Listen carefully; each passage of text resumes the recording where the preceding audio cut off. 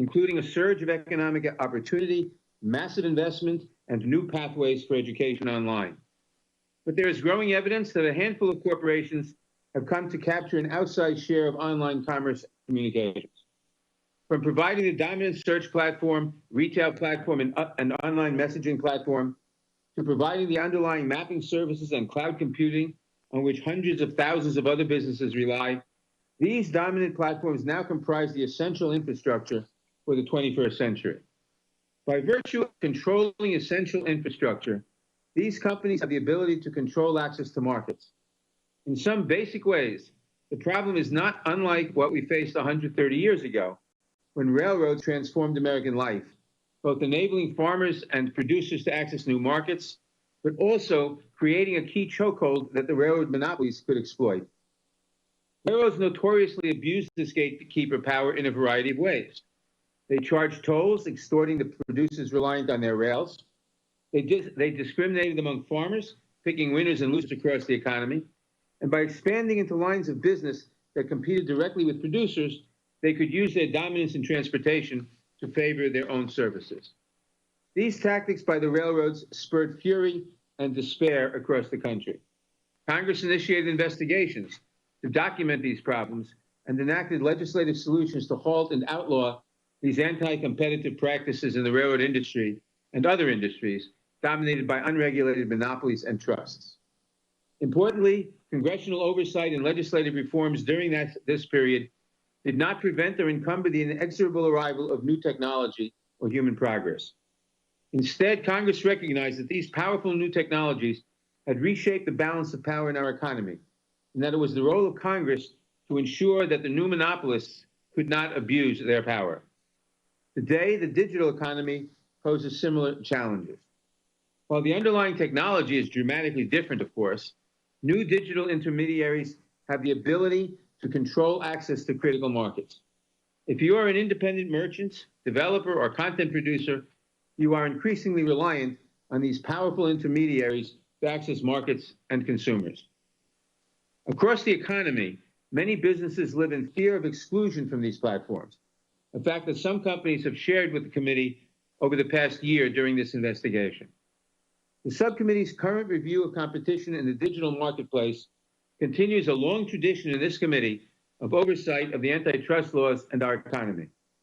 From the days of Chairman Emanuel Seller, the House Judiciary Committee and its antitrust subcommittee have conducted careful, fact-based inquiries into industrial sectors showing signs of consolidation and anti-competitive conduct. This has continued on a bipartisan basis over the years, from Chairman Brooks and Hyde to Chairman Sensenbrenner's and Conyers and others. As a 1950 report from the then-named Subcommittee on Monopoly Power described our mandate, quote, "It is the province of this subcommittee to investigate factors which tend to eliminate competition, strengthen monopolies, injure small businesses, or promote undue concentration of economic power, to ascertain the facts and to make recommendations based on those findings." Following in this proud tradition, our investigation has held hearings with industry and government witnesses, consultations with subject matter experts, and a careful and at times painstaking review of large volumes of evidence provided by industry participants and regulators. While ultimately it is the responsibility of the antitrust enforcement agencies to enforce the law, Congress has an obligation to assess whether existing antitrust laws and competition policies and the will to enforce those laws and policies are adequate to address the competition issues facing our country and to take action if they are found to be lacking. Given the dominant role that these four companies play in our economy and our society, it is only reasonable that our careful examination of the antitrust laws begin with them. I appreciate the participation of all of our witnesses today. Our investigation would not be complete. Indeed, it has hardly begun without hearing directly from the decision makers at these companies, and I look forward to their testimony and to today's discussion. I yield back the balance of my time. I thank the gentleman, and I now recognize the ranking member of the full committee, the gentleman from Ohio, Mr. Jordan, for his opening statement. Thank you, Mr. Chairman. And I also want to thank the ranking member of this subcommittee, Mr. Sensenbrenner. I'm not sure how many more committee hearings this subcommittee or the full committee are going to have this Congress, but I want to thank Jim for his his great work for the constituents of his district in Wisconsin for this many years and for the work he has done for this entire committee. I'll just cut to the chase. Big tech's out to get conservatives. That's not a suspicion. That's not a hunch. That's a fact. July 20th, 2020, Google removes the homepages of Breitbart and the Daily Caller. Just last night, we learned Google has censored Breitbart so much traffic has declined 99%. June 16th, 2020, Google threatens to demonetize and ban the Federalist. April 19th, 2020, Google and YouTube announce a policy censoring the content that conflicts with recommendations of the World Health Organization. Now think about that. The World Health Organization, the organization that lied to us, the organization that shilled for China. And if you contradict something they say, they can say whatever they want. They can lie for China. They can shill for China. You say something against them, you get censored.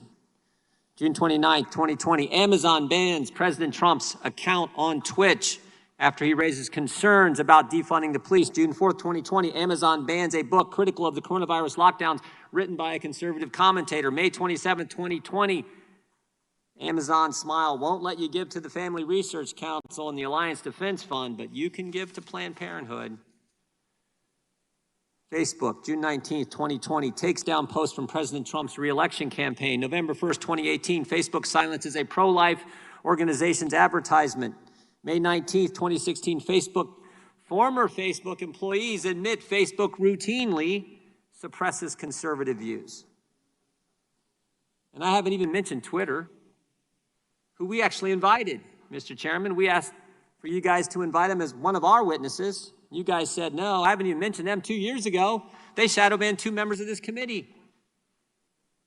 4 members of Congress were shadow banned 2 years ago. 435 in the House, 100 in the Senate, 535, only 4. Only 4. Gates, Meadows, Nunes, Jordan, only 4 get shadow banned. And of course, what did Mr. Dorsey tell us? He said, oh, it was just a glitch in our algorithm. I asked him, what'd you put in the algorithm? The names Gates, Meadows, Nunes, Jordan? I mean, if I had a nickel for every time I heard it was just a glitch, I wouldn't be as wealthy as our witnesses, but I'd be doing all right. We've heard that excuse time and time again. May 28th, Twitter censors President Trump's tweet on the riots in Minneapolis. May 29th, 2020, Twitter censors the White House for quoting the president's comments about the riots in Minneapolis. June 23rd, 2020, Twitter censors the president again for saying he'll enforce the rule of law against any autonomous zone in Washington, D.C. You can tweet all you want about the autonomous zone that happened in Seattle, but the president tweets that he's not going to have one in Washington, D.C. Nope, you can't do that. You get banned, you get censored. Dozens of examples. Oh, I forgot one. Just last week, July 21st. Here's what Twitter did. The leader of Iran, the Islamic Republic of Iran, this is from the largest state sponsor of terrorism.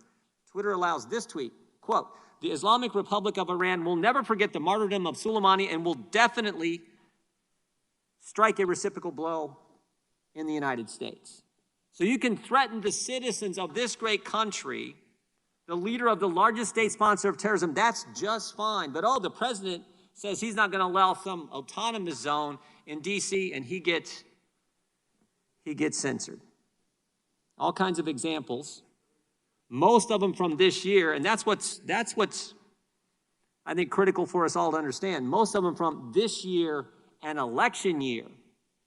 And that's what concerns me and so many Americans, because we saw what Google did in 2016. We all know about the email the day after the election where top executives at Google email chain where they talked about the silent donation Google made to the Clinton campaign. Now, thank goodness it wasn't enough, and in spite of their efforts to help Clinton, President Trump won. But we're 97 days before an election, and the power, as the previous chairman and ranking member have said, the power these companies have to impact what happens during an election, what American citizens get to see prior to their voting is pretty darn important. That's why this committee hearing is important. Look, we all think the free market's great. We think competition's great. We love the fact that these are American companies. But what's not great is censoring people, censoring conservatives, and trying to impact elections.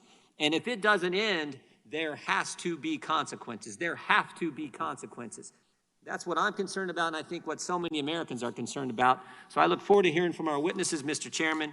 And before I yield back, Mr. Chairman, we have a colleague. I would ask unanimous consent that Mr. Johnson, the ranking member of the Constitution Subcommittee, be allowed to participate in today's hearing, which is our customary practice for subcommittee hearings. The gentleman makes a unanimous consent request. Mr. Chairman, I would object. Objection is heard. I now have the pleasure of recusing today's witnesses. Why are we not allowing, it is customary. Mr. Jordan, there was a unanimous consent request, objection was heard, and now we'll introduce our witnesses. This has never happened. It is now my pleasure to introduce today's witnesses. Our first witness is Jeff Bezos, the Chief Executive Officer. Mr. Jordan, I have the time. But this is the ranking member of the witness. We're talking about people's liberties here. We got the ranking member. Mr. Jordan, you made a unanimous consent request. Objection was heard. Those are our rules. Objection was. It is now my pleasure to introduce today's witnesses. By the Mr. Our first Constitutional witness is Professor. Jeff Bezos, the Chief Put your Executive mask Officer of Amazon.com. Mr. Bezos founded Amazon in Excuse me, I'm going to remind members of this committee, unless you are speaking, our rules require you to wear a mask according to the attending physician. No, I'm speaking about another member of this committee. I'll begin again. It is now my pleasure to introduce today's witnesses. Our first witness is Jeff Bezos, the Chief Executive Officer of Amazon.com. Mr. Bezos founded Amazon in 1994 as an online bookstore. Since then, Amazon has grown to be the largest online retailer on the internet. Mr. Bezos has also oversees his company's expansion into areas including cloud computing, digital streaming, and artificial intelligence. Mr. Bezos received his Bachelor's of Science from Princeton University. Our second witness, Sundar Pichai, is the Chief Executive Officer of both Alphabet and its subsidiary Google. Mr. Pichai joined Google in 2004 and has helped manage a number of successful products, including Google Chrome, Gmail, and the Android operating system. Mr. Pichai also oversaw the company's popular search products. Prior to his time at Google, Mr. Pichai worked in management consulting at McKinsey. Mr. Pichai received a degree in metallurgical engineering from the Indian Institute of Technology, a master's degree from Stanford University, and an MBA from the Wharton School of the University of Pennsylvania. Our third witness is Tim Cook, the Chief Executive Officer of Apple. Mr. Cook joined Apple in 1998 and served as its Chief Operational Officer until under Steve Jobs. In 2011, Mr. Cook was named CEO. While at Apple, he has overseen their expansion into new markets through the launch and developments of products and services like Apple Pay, Apple Watch, iCloud, Apple Card, and HomePod.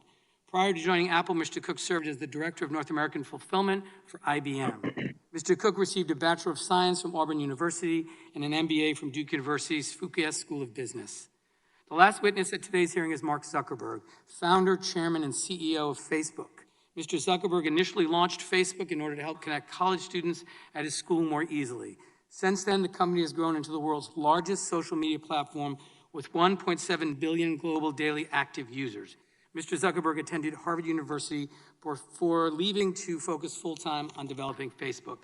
We welcome all of our distinguished witnesses and thank them for participating in today's hearing.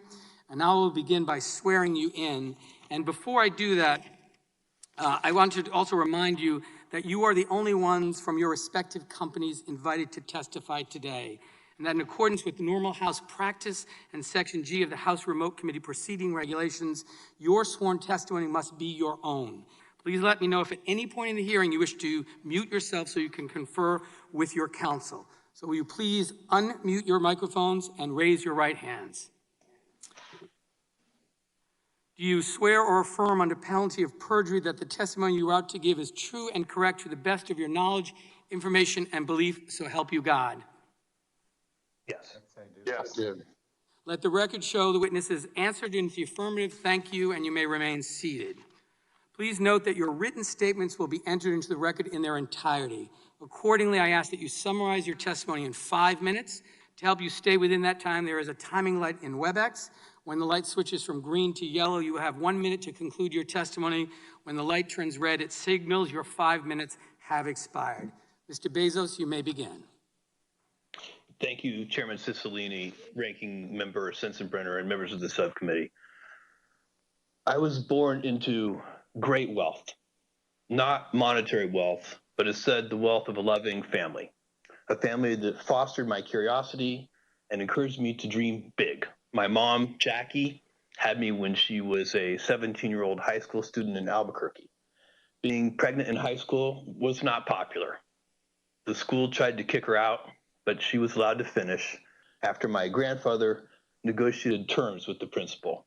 She couldn't have a locker, no extracurriculars, and couldn't walk across the stage to get her diploma. She graduated and was determined to continue her education, so she enrolled in night school, bringing me, her infant son, to class with her throughout. My dad's name is Miguel. He adopted me when I was 4.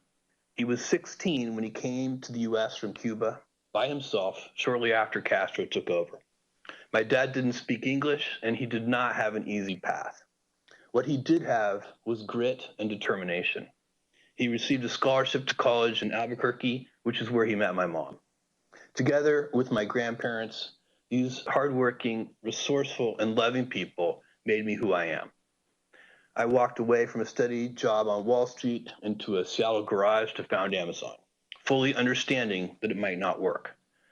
It feels like just yesterday I was driving the packages to the post office myself, dreaming that one day we might afford a forklift.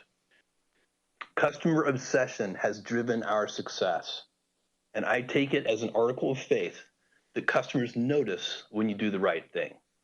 You earn trust slowly, over time, by doing hard things well, delivering on time, offering everyday low prices, making promises and keeping them, and making principled decisions, even when they are unpopular. And our approach is working. 80% of Americans have a favorable impression of Amazon overall. Who do Americans trust more than Amazon to do the right thing? Only their doctors and the military. The retail market we participate in is extraordinarily large and competitive. Amazon accounts for less than 1% of the $25 trillion global retail market and less than 4% of US retail. There's room in retail for multiple winners. We compete against large, established players like Target, Costco, Kroger, and of course, Walmart, a company more than twice Amazon's size. 20 years ago, we made the decision to invite other sellers to sell in our store, to share the same valuable real estate we spent billions to build, market, and maintain. We believe that combining the strengths of Amazon's store with the vast selection of products offered by third parties would be a better experience for customers, and that the growing pie of revenue and profits would be big enough for all. We were betting that it was not a zero-sum game. Fortunately, we were right. There are now 1.7 million small and medium-sized businesses selling on Amazon. The trust customers put in us every day has allowed Amazon to create more jobs in the United States over the past decade than any other company. Hundreds of thousands of jobs across 42 states. Amazon employees make a minimum of $15 an hour, more than double the federal minimum wage. And we offer the best benefits that include comprehensive health insurance, 401k retirement, and parental leave, which includes 20 weeks of paid maternity leave. More than any place on earth, entrepreneurial companies start, grow, and thrive here in the US. We nurture entrepreneurs and startups with stable rule of law, the finest university system in the world, the freedom of democracy, and a deeply accepted culture of risk-taking. Of course, this great nation of ours is far from perfect. Even as we remember Congressman John Lewis and honor his legacy, we're in the middle of a much-needed race reckoning. We also face the challenges of climate change and income inequality, and we're stumbling through the crisis of a global pandemic. Still, with all of our faults and problems, the rest of the world would love even the tiniest sip of the elixir we have here in the US. Immigrants like my dad see what a treasure this country is. They have perspective and often can see it even more clearly than those of us who were lucky enough to be born here. It is still day one for this country, and even in the face of today's humbling challenges, I have never been more optimistic about our future. I appreciate the opportunity to appear before you today, and I'm very happy to take your questions. Thank you, Mr. Bezos. Mr. Pichai, you are now recognized for 5 minutes. Thank you, Mr. Chairman, Ranking Member Sensenbrenner, and members of the subcommittee. Before I start, I know this hearing was delayed because of the ceremonies to honor the life of your colleague, Representative John Lewis. Because of his courage, this world is a better place. He'll be deeply missed. At its heart, a discussion about competition is a discussion about opportunity. This has never been more important as the global pandemic poses dual challenges to our health and our economy. Expanding access to opportunity through technology is personal to me. I didn't have much access to a computer growing up in India. So you can imagine my amazement when I arrived in the US for graduate school and saw an entire lab of computers to use whenever I wanted. Accessing the internet for the first time set me on a path to bring technology to as many people as possible. It inspired me to build Google's first browser, Chrome. I'm proud that 11 years later, so many people experience the web through Chrome for free. Google takes pride in the number of people who choose our products. We are even prouder of what they do with them. From the 140 million students and teachers using G Suite for education to stay connected during the pandemic, to the 5 million Americans gaining digital skills through Grow with Google, to all the people who turn to Google for help, from finding the fastest route home to learning how to cook a new dish on YouTube. Google's work would not be possible without the long tradition of American innovation, and we are proud to contribute to its future. They employ more than 75,000 people in the US across 26 states. The Progressive Policy Institute estimated that in 2018, we invested more than $20 billion in the US, citing us as the largest capital investor in America that year, and one of the top 5 for the last 3 years. One way we contribute is by building helpful products. Research found that free services like Search, Gmail, Maps, and Photos provide thousands of dollars a year in value to the average American. And many are small businesses using our digital tools to grow. Stone Dimensions, a family-owned stone company in Pewaukee, Wisconsin, uses Google My Business to draw more customers. Gills Appliances, a family-owned appliance store in Bristol, Rhode Island, credits Google Analytics with helping them reach customers online during the pandemic. Nearly 1/3 of small business owners say that without digital tools, they would have had to close all or part of their business during COVID. Another way we contribute is by being among the world's biggest investors in research and development. At the end of 2019, our R&D spend had increased tenfold over 10 years, from $2.8 billion to $26 billion, and we have invested over $90 billion the last 5 years. Our engineers are helping America remain a global leader in emerging technologies like artificial intelligence, self-driving cars, and quantum computing. Just as America's technology leadership is not inevitable, Google's continued success is not guaranteed. New competitors emerge every day, and today users have more access to information than ever before. Competition drives us to innovate, and it also leads to better products, lower choices, and more choices for everyone. For example, competition helped lower online advertising costs by 40% over the last decade, with savings passed down to consumers. Open platforms like Android also support the innovation of others. Using Android, thousands of mobile operators build and sell their own devices without paying any licensing fees to us. This has enabled billions of consumers to afford cutting-edge smartphones, some for less than $50. Whether building tools for small businesses or platforms like Android, Google succeeds when others succeed. Competition also sets higher standards for privacy and security. I've always believed that privacy is a universal right, and Google is committed to keeping your information safe, treating it responsibly, putting you in control, and we've long supported the creation of comprehensive federal privacy laws. I've never forgotten how access to technology and innovation changed the course of my life. Google aims to build products that increase access to opportunity for everyone, no matter where you live, what you believe, or how much money you earn. We are committed to doing this responsibly in partnership with lawmakers to ensure every American has access to the incredible opportunity technology creates. Thank you. Thank you, Mr. Pichai. Mr. Cook is now recognized for 5 minutes. Chairman Cicilline and Nadler, Ranking Members Sensenbrenner and Jordan, members of the subcommittee. Thank you for the opportunity to offer testimony. Before I begin, I want to recognize the life and legacy of John Lewis.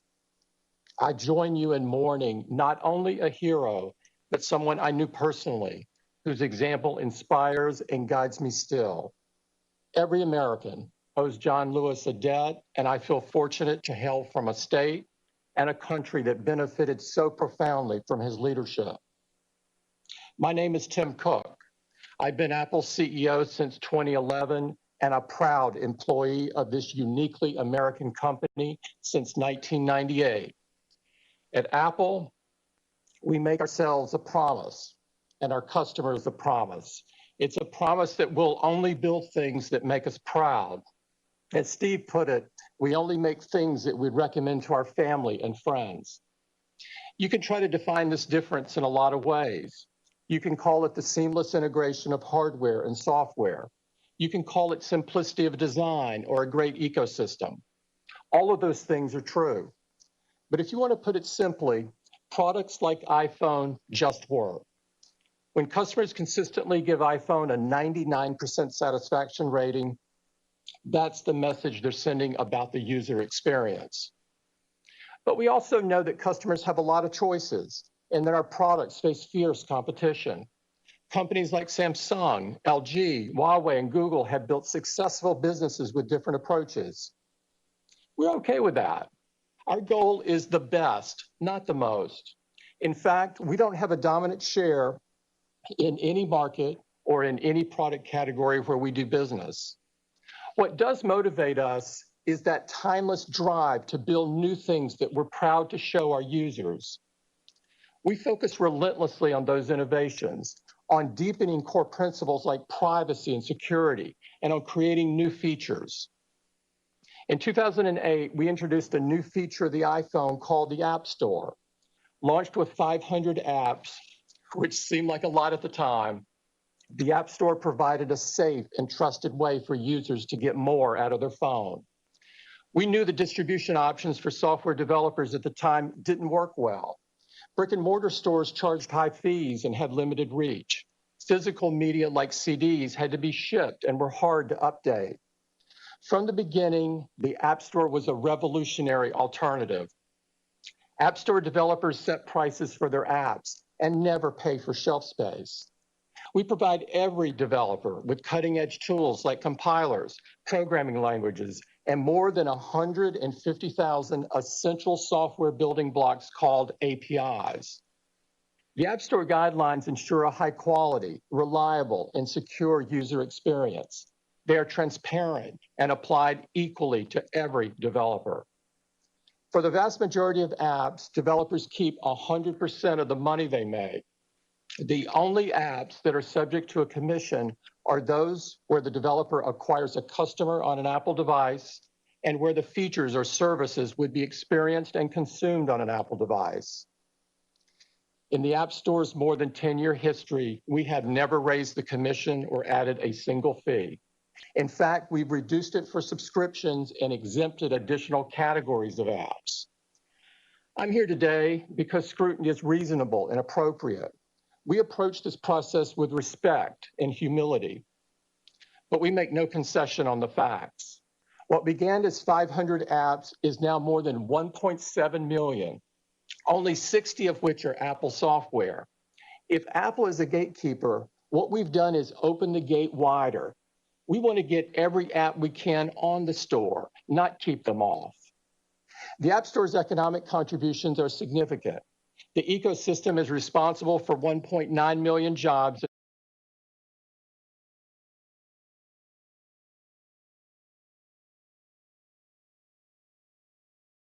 The title correct? Democratic Women's Caucus. Okay, and then the other thing, the Democratic Issues. Okay, Democratic Women's. Very important institution in the Congress, very important. The source of more new ideas, more entrepreneurial thinking about what we need to do for our families. Chairwoman Brenda Lawrence. And we were going to be joined by Catherine Clark, who can't be with us now, but she has made this an important issue. as Vice Chair of the House Democratic Caucus, as a member of the Appropriations Committee. And I commend Richie Neal for his leadership on this. He has been just all out on helping our children. Now, why is this important? This is central to our society having the full benefit of everyone in our society. Of course, it unleashes the power of women in our economy, our society, and the rest, but it's about dads too. It's about men too. Families benefit from this in a very important way. I remember years ago when I ran for Congress, over 30, they said to me, "Who's taking care of your children?" My children, 4 of them were already in college. One was going to be a senior in high school. I said, well, they're taking care of me. But that was a different story. Linda Sanchez has a little boy, Joaquin, who's adorable, and of course, and the thing is that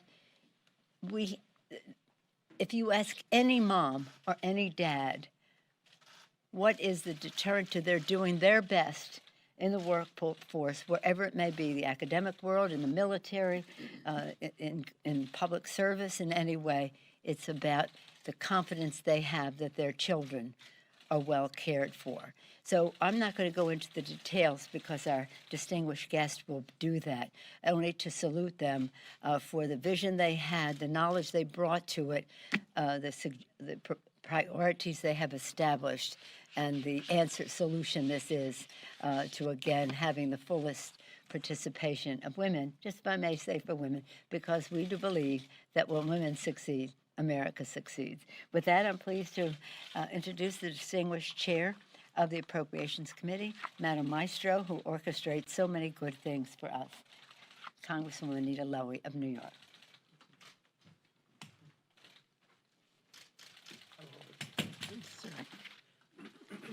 Thank you very much, Speaker Pelosi. I must say, it's been a long time we've been fighting together, and Rosa DeLauro and I often talk about the time when Speaker Pelosi, Rosa DeLauro, and I were on that committee where we had the money to really fight hard to make sure our children were taken care of, and it's been a while. And now our great, great leader is the Speaker of the House, and I want to thank you so much for your steadfast work leading negotiations to ensure that Democratic priorities like quality child care are addressed in coronavirus response legislation. We've known for years that quality child care makes all the difference. But even before the pandemic, hard-working families struggled to find and afford quality child care, threatening our economic success and putting our children at a disadvantage. The next emergency package must respond to both the pre-existing need for quality child care and the new challenges presented to all of us by COVID-19. The pandemic has led to nearly half of child care providers, many of them women, and minority-owned small businesses operating on razor-thin margins to close their doors. Reopening their doors while protecting against the transmission of the virus is a matter of urgent necessity. I am so proud to lead the Child Care for Economic Recovery Act within our exceptional Labor HHS Education Subcommittee and our extraordinary chairwoman, Rosa DeLauro, who was part of our trio way, way back, 32 years ago. Whew, we've been there a long, we started when we were babies, I think.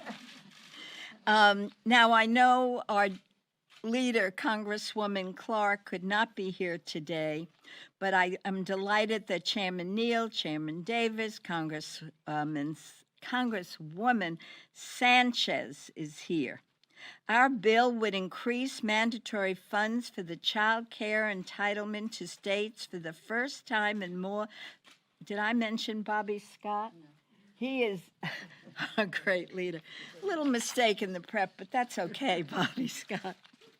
Our bill would increase mandatory funds for the child care entitlement to states for the first time in more than a decade, investing $10 billion in long overdue funding for child care infrastructure, and provide $850 million to reimburse the child care costs of essential workers who've cared for us during the pandemic.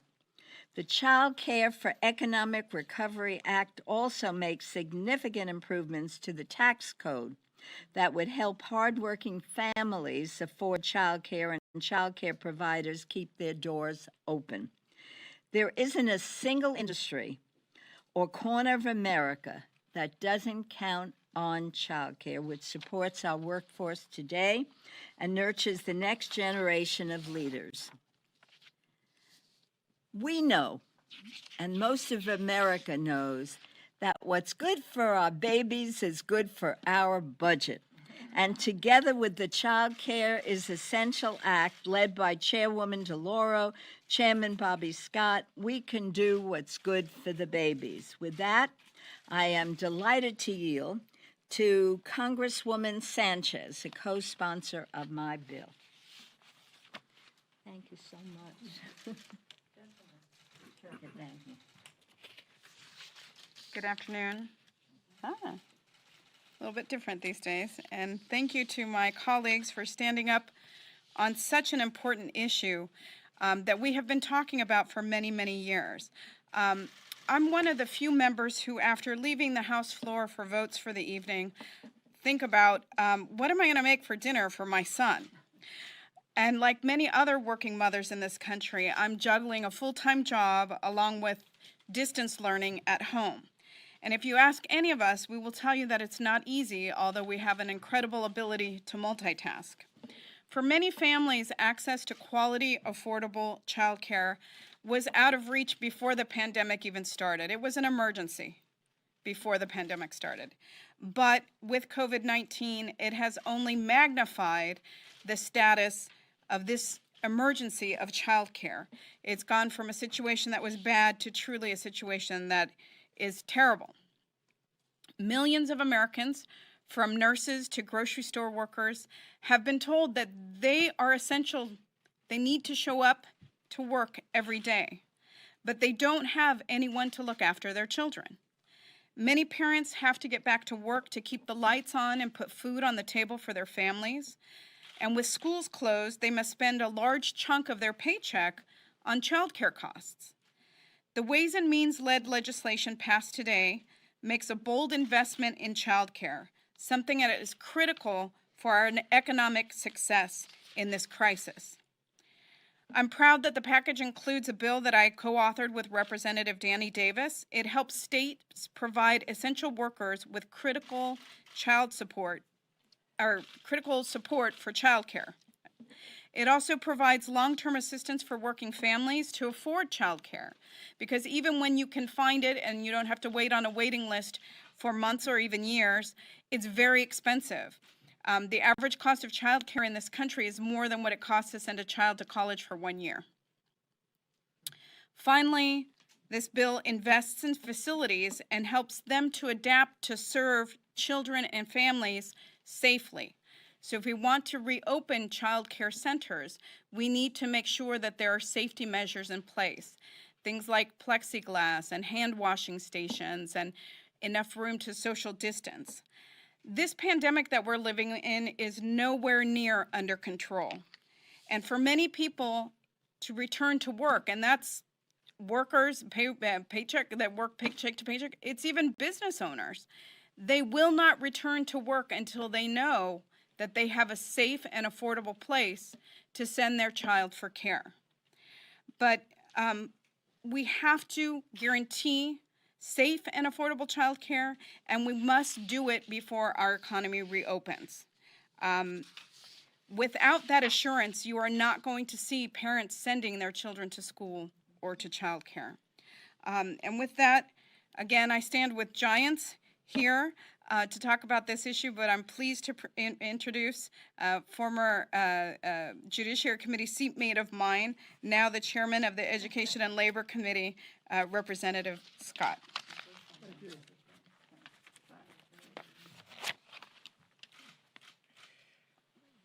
Thank you, Congresswoman Sanchez and my distinguished colleagues, especially the distinguished Speaker of the House, for your leadership in addressing this key priority for our families, communities, and our economy.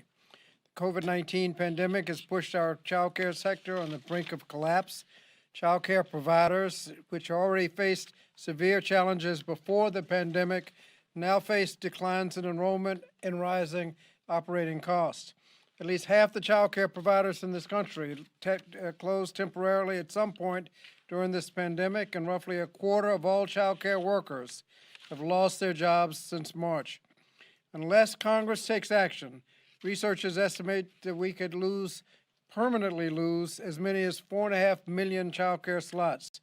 This will have a profound and lasting effect on the educational progress of our nation's children, the financial security of working families, and the strength of our economic recovery.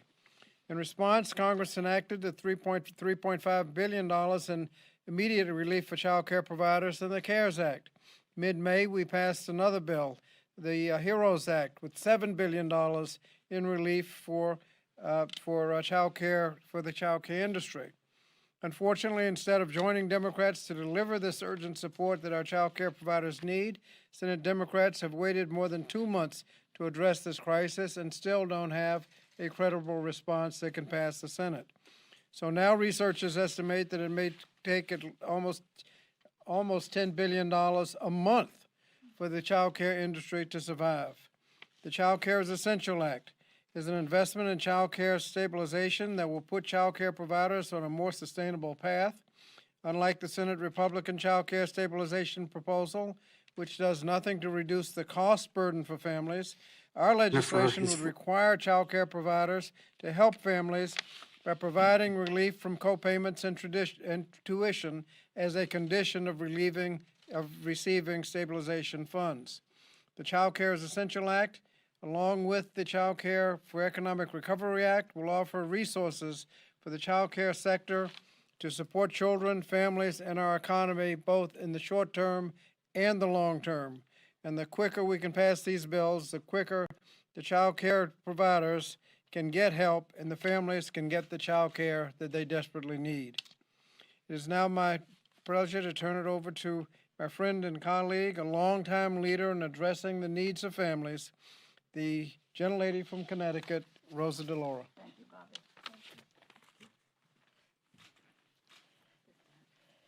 Thank you so much. It's exciting to be here this morning. We are going to pass these two bills, which are complementary of one another.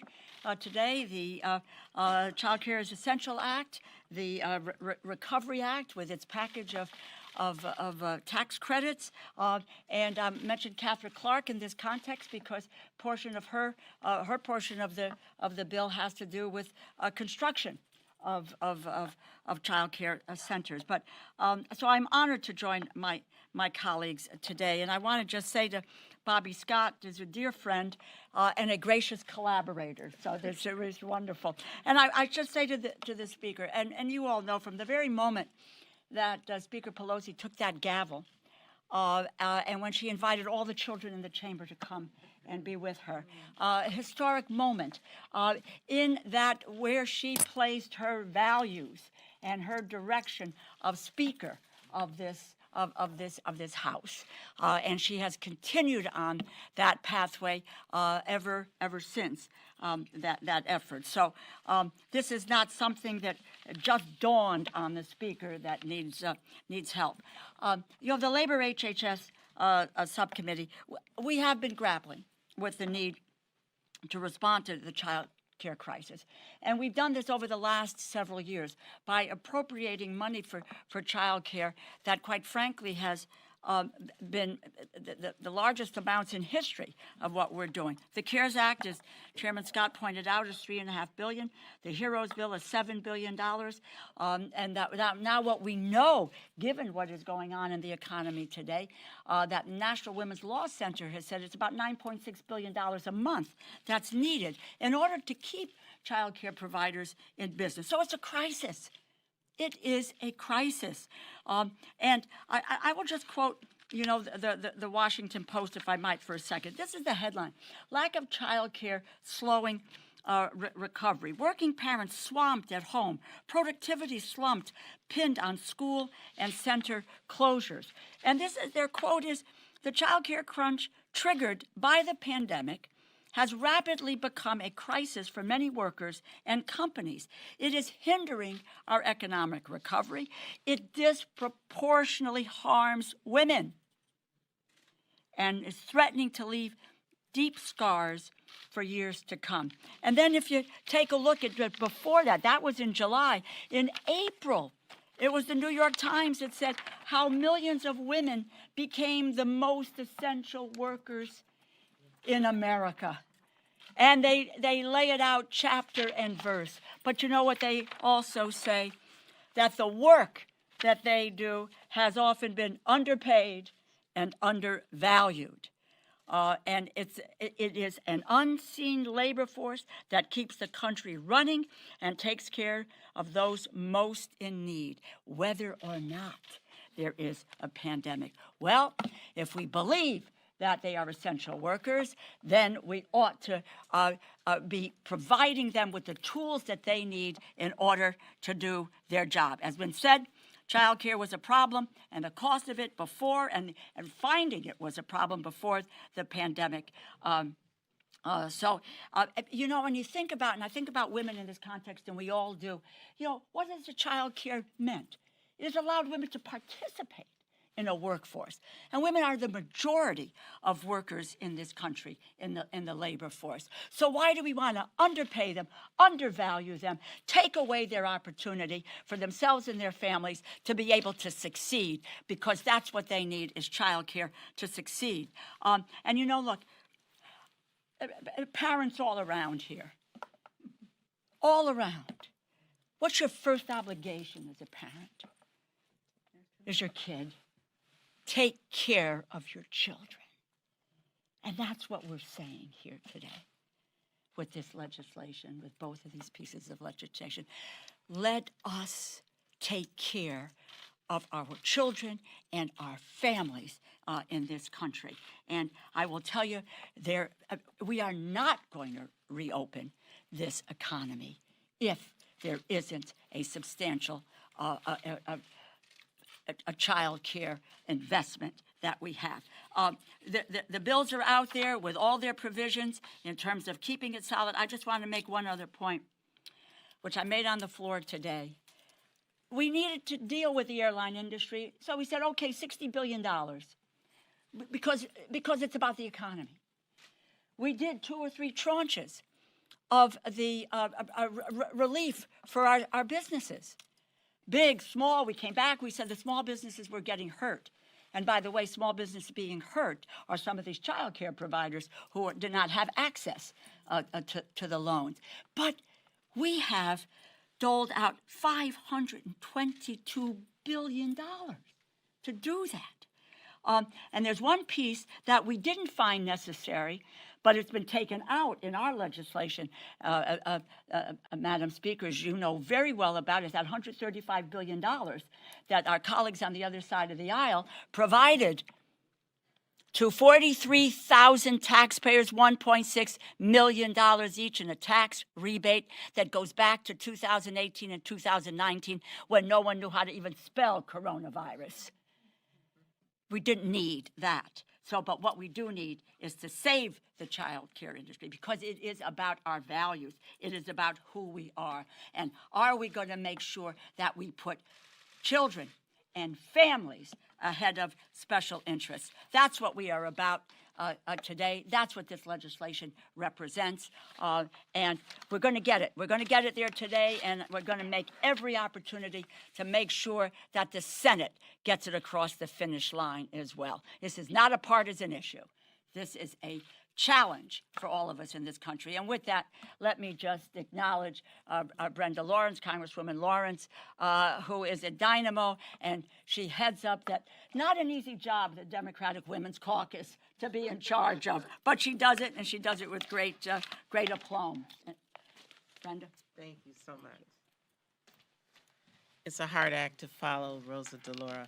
I am so honored to be here today, a member of the Democratic Women's Caucus. And I stand here today to represent the highest number of women we ever had in Congress, and to have the opportunity to have the Speaker of the House, a woman, who introduced herself as the Speaker with children around her, but has shaped an agenda that we embrace as Democrats, and is for the people.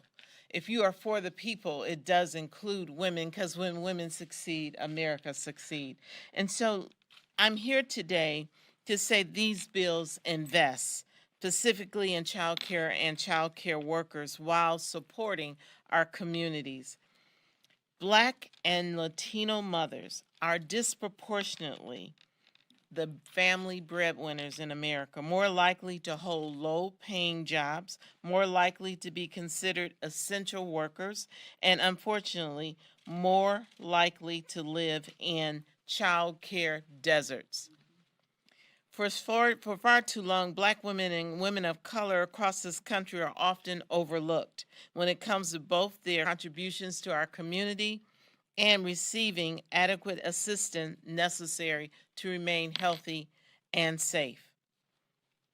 I am so excited about the opportunity to reach those who we look at often with pity or saying, oh, it's too bad for them. Some of these women working 2 jobs, one just to pay for child care, to do her ultimate responsibility, and that is to take care of her child. Black women and women of color across this country are often overlooked when it comes to their contributions. All of a sudden, these women became heroes or sheroes when we peeled back the scab of the coronavirus. They were the ones who were there taking care of us in our communities and serving us. I want you to know that we have been given a devastating blow to our child care sector during this pandemic. And temporary and permanent closures of these facilities, nearly half of which are minority owned, causing a shortage in quality, affordable health care for working families. As we today bring forth this bill with the amazing leadership that you see around us, this is just one of the many steps when we talk about for the people, when we recognize that to bring our country out of poverty and to recover, we must be able to take care of our children, the next generation. I love to quote a hero of mine, Elijah Cummings. He said that we send a message to a generation that we will never see by what we do today. And so I want everyone here to know that we're doing the right thing, and I do raise my hand in support of all those women who take care of our children.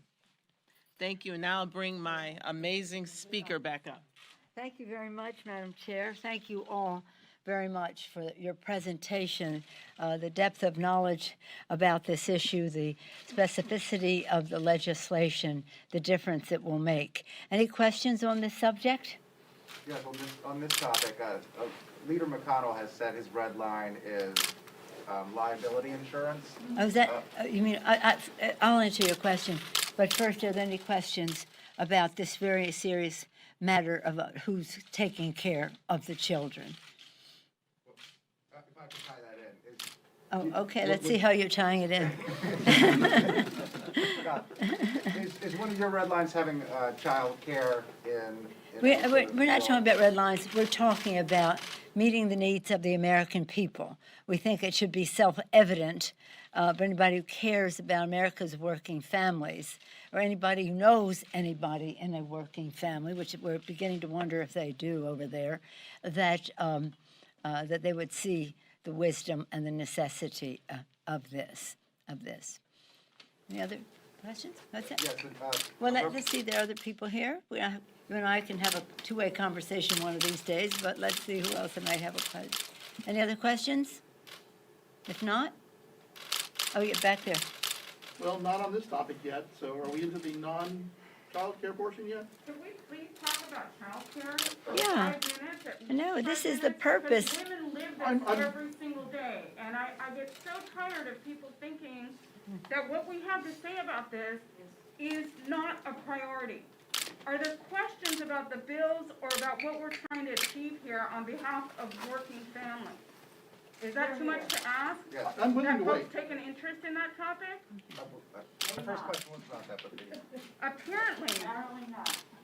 How I got the much same money should be reaction in from my Republican colleagues in the Rules Committee who thought that it wasn't an emergency. I had somebody from the Budget Committee say, well, it doesn't meet the definition of emergency. Emergency has always been an emergency. It's been a necessity, and now it's an even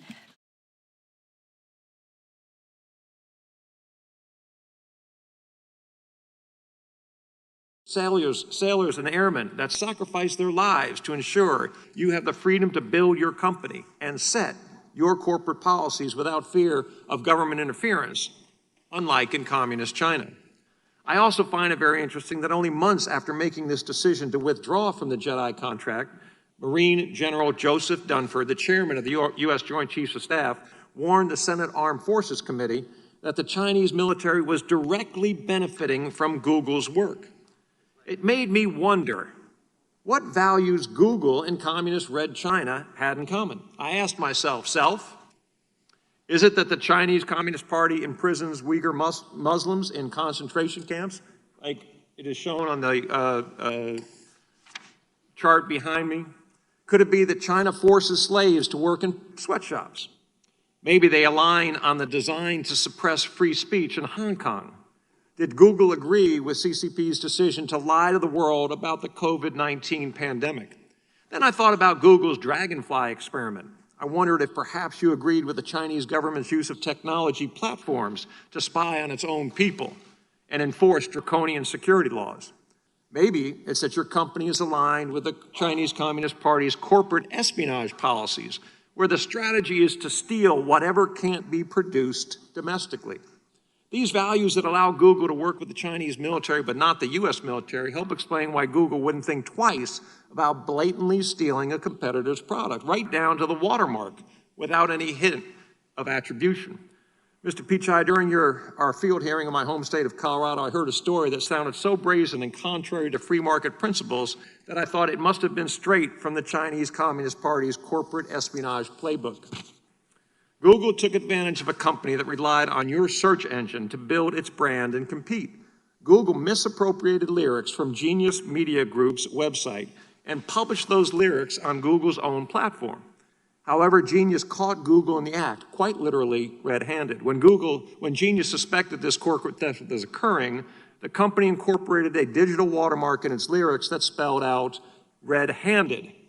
In Morse code, Google's lyric boxes contained the watermark, showing that your company stole what you couldn't or didn't want to produce yourself. After Google executives stated that they were investigating this problematic behavior, Genius created another experiment to determine the scope of the misappropriation. It turns out that out of 271 songs where the watermark was applied, 43% showed clear evidence of matching.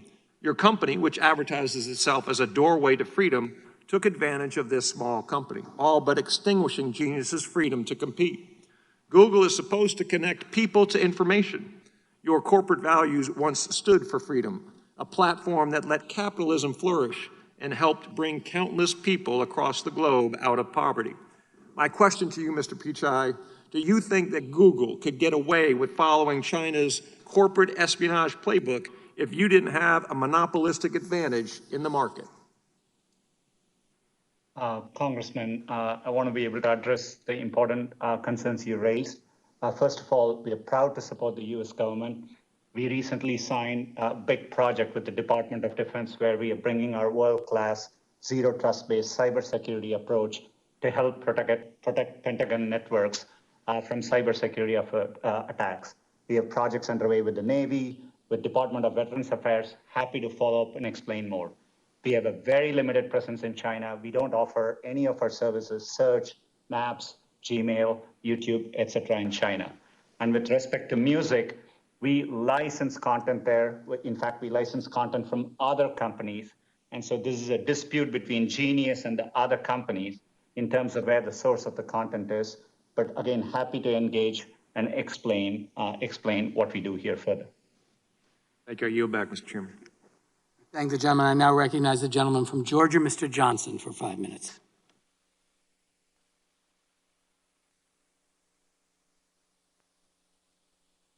Thank you, Mr. Chairman.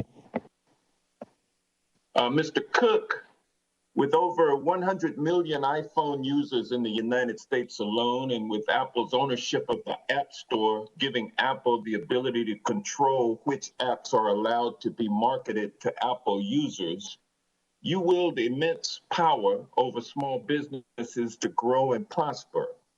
Apple is the sole decision maker as to whether an app is made available to app users through Apple's App Store. Isn't that correct? Sir, the App Store, thank you for the questions. The App Store is a feature of the iPhone, much like the camera is and the chip is. Yeah. And so my point is, and I'm sorry to interrupt, but I want to get to the point. Point is that Apple is the sole decision maker as to whether an app is made available to app users through the Apple Store. Isn't that correct?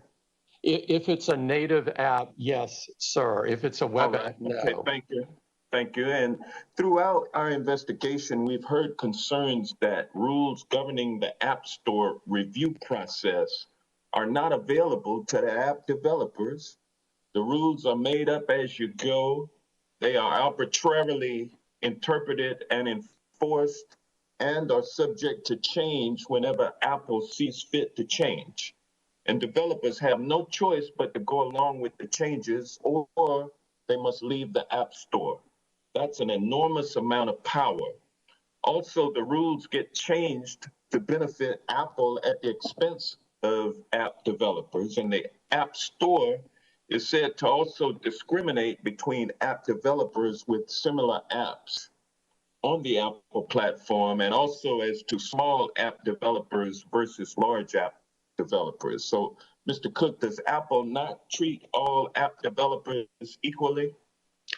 Sir, we treat every developer the same. We have open and transparent rules. It's a rigorous process.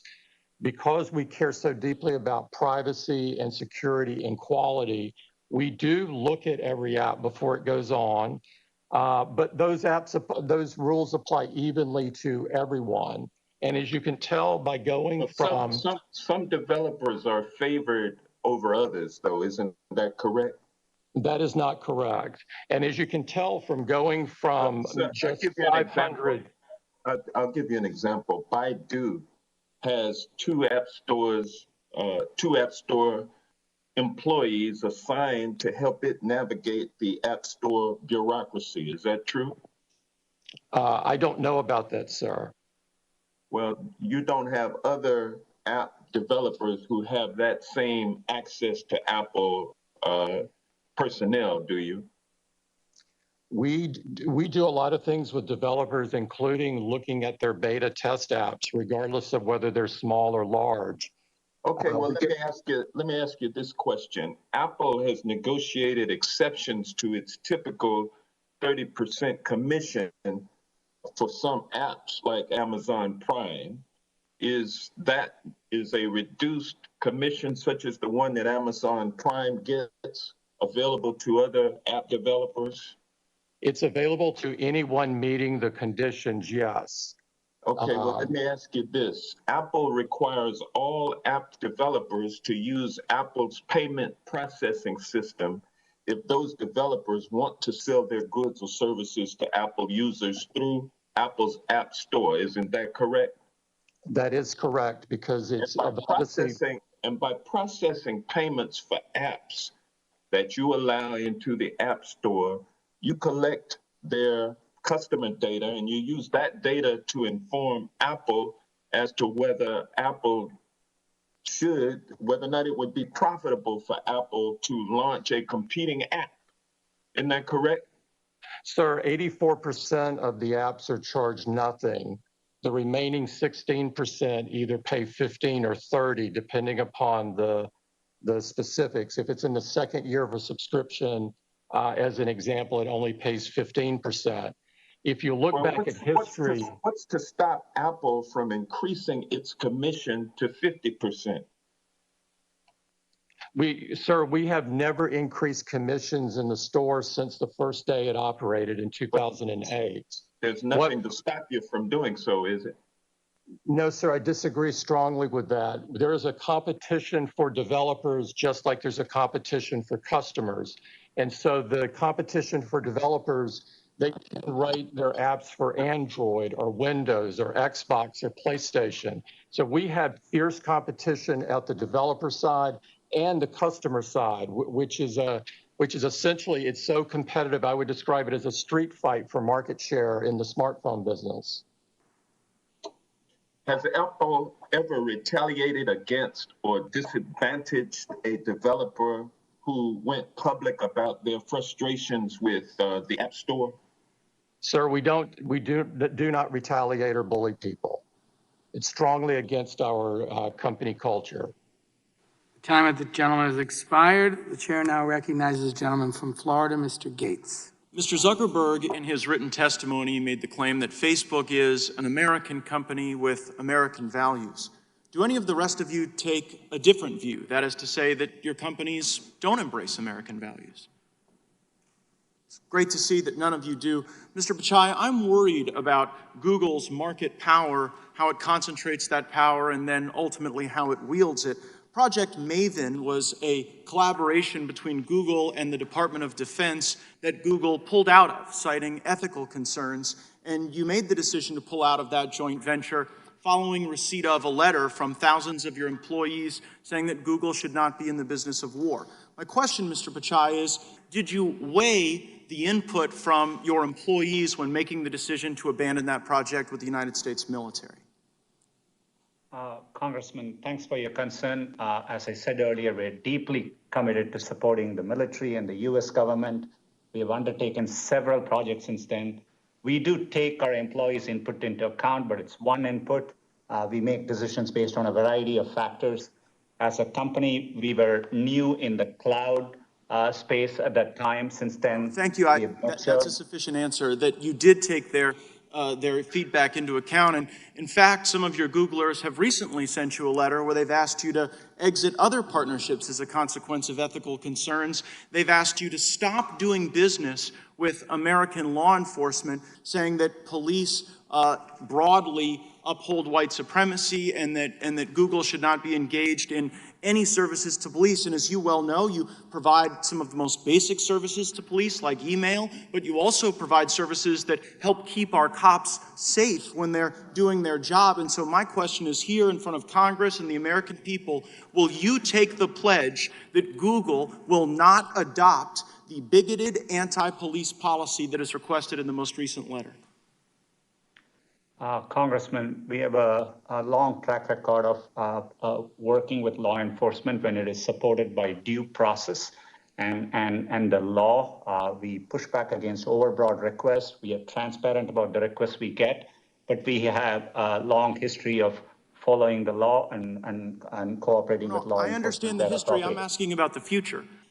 To the law enforcement that are watching today, can they rest assured that under your leadership, Google will not adopt these bigoted anti-police policies? Congressman, we are committed to continuing to work with law enforcement in a way that's consistent with law and due processes in the U.S. Well, I greatly appreciate that, and I know that will be very comforting to the police who utilize your services. You mentioned earlier in the discussion about China that your engagement in China was very limited, but yet Google has an AI China Center.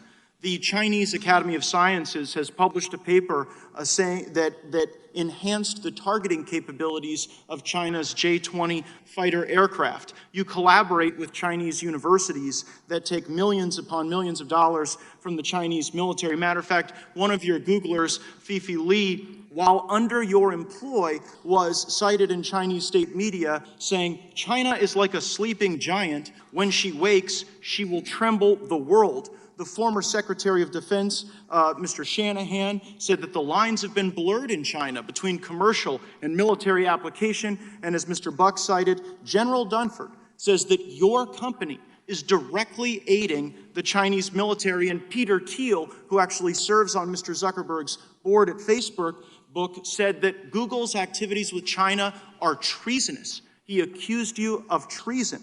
So why would an American company with American values so directly aid the Chinese military, but have ethical concerns about working alongside the U.S. military on Project Maven? And I understand your point about cybersecurity and those things, but Project Maven was a specific way to ensure that our troops are safe on the battlefield. And if you have no problem making the J-20 Chinese fighter more effective in its targeting, why wouldn't you want to make America as effective?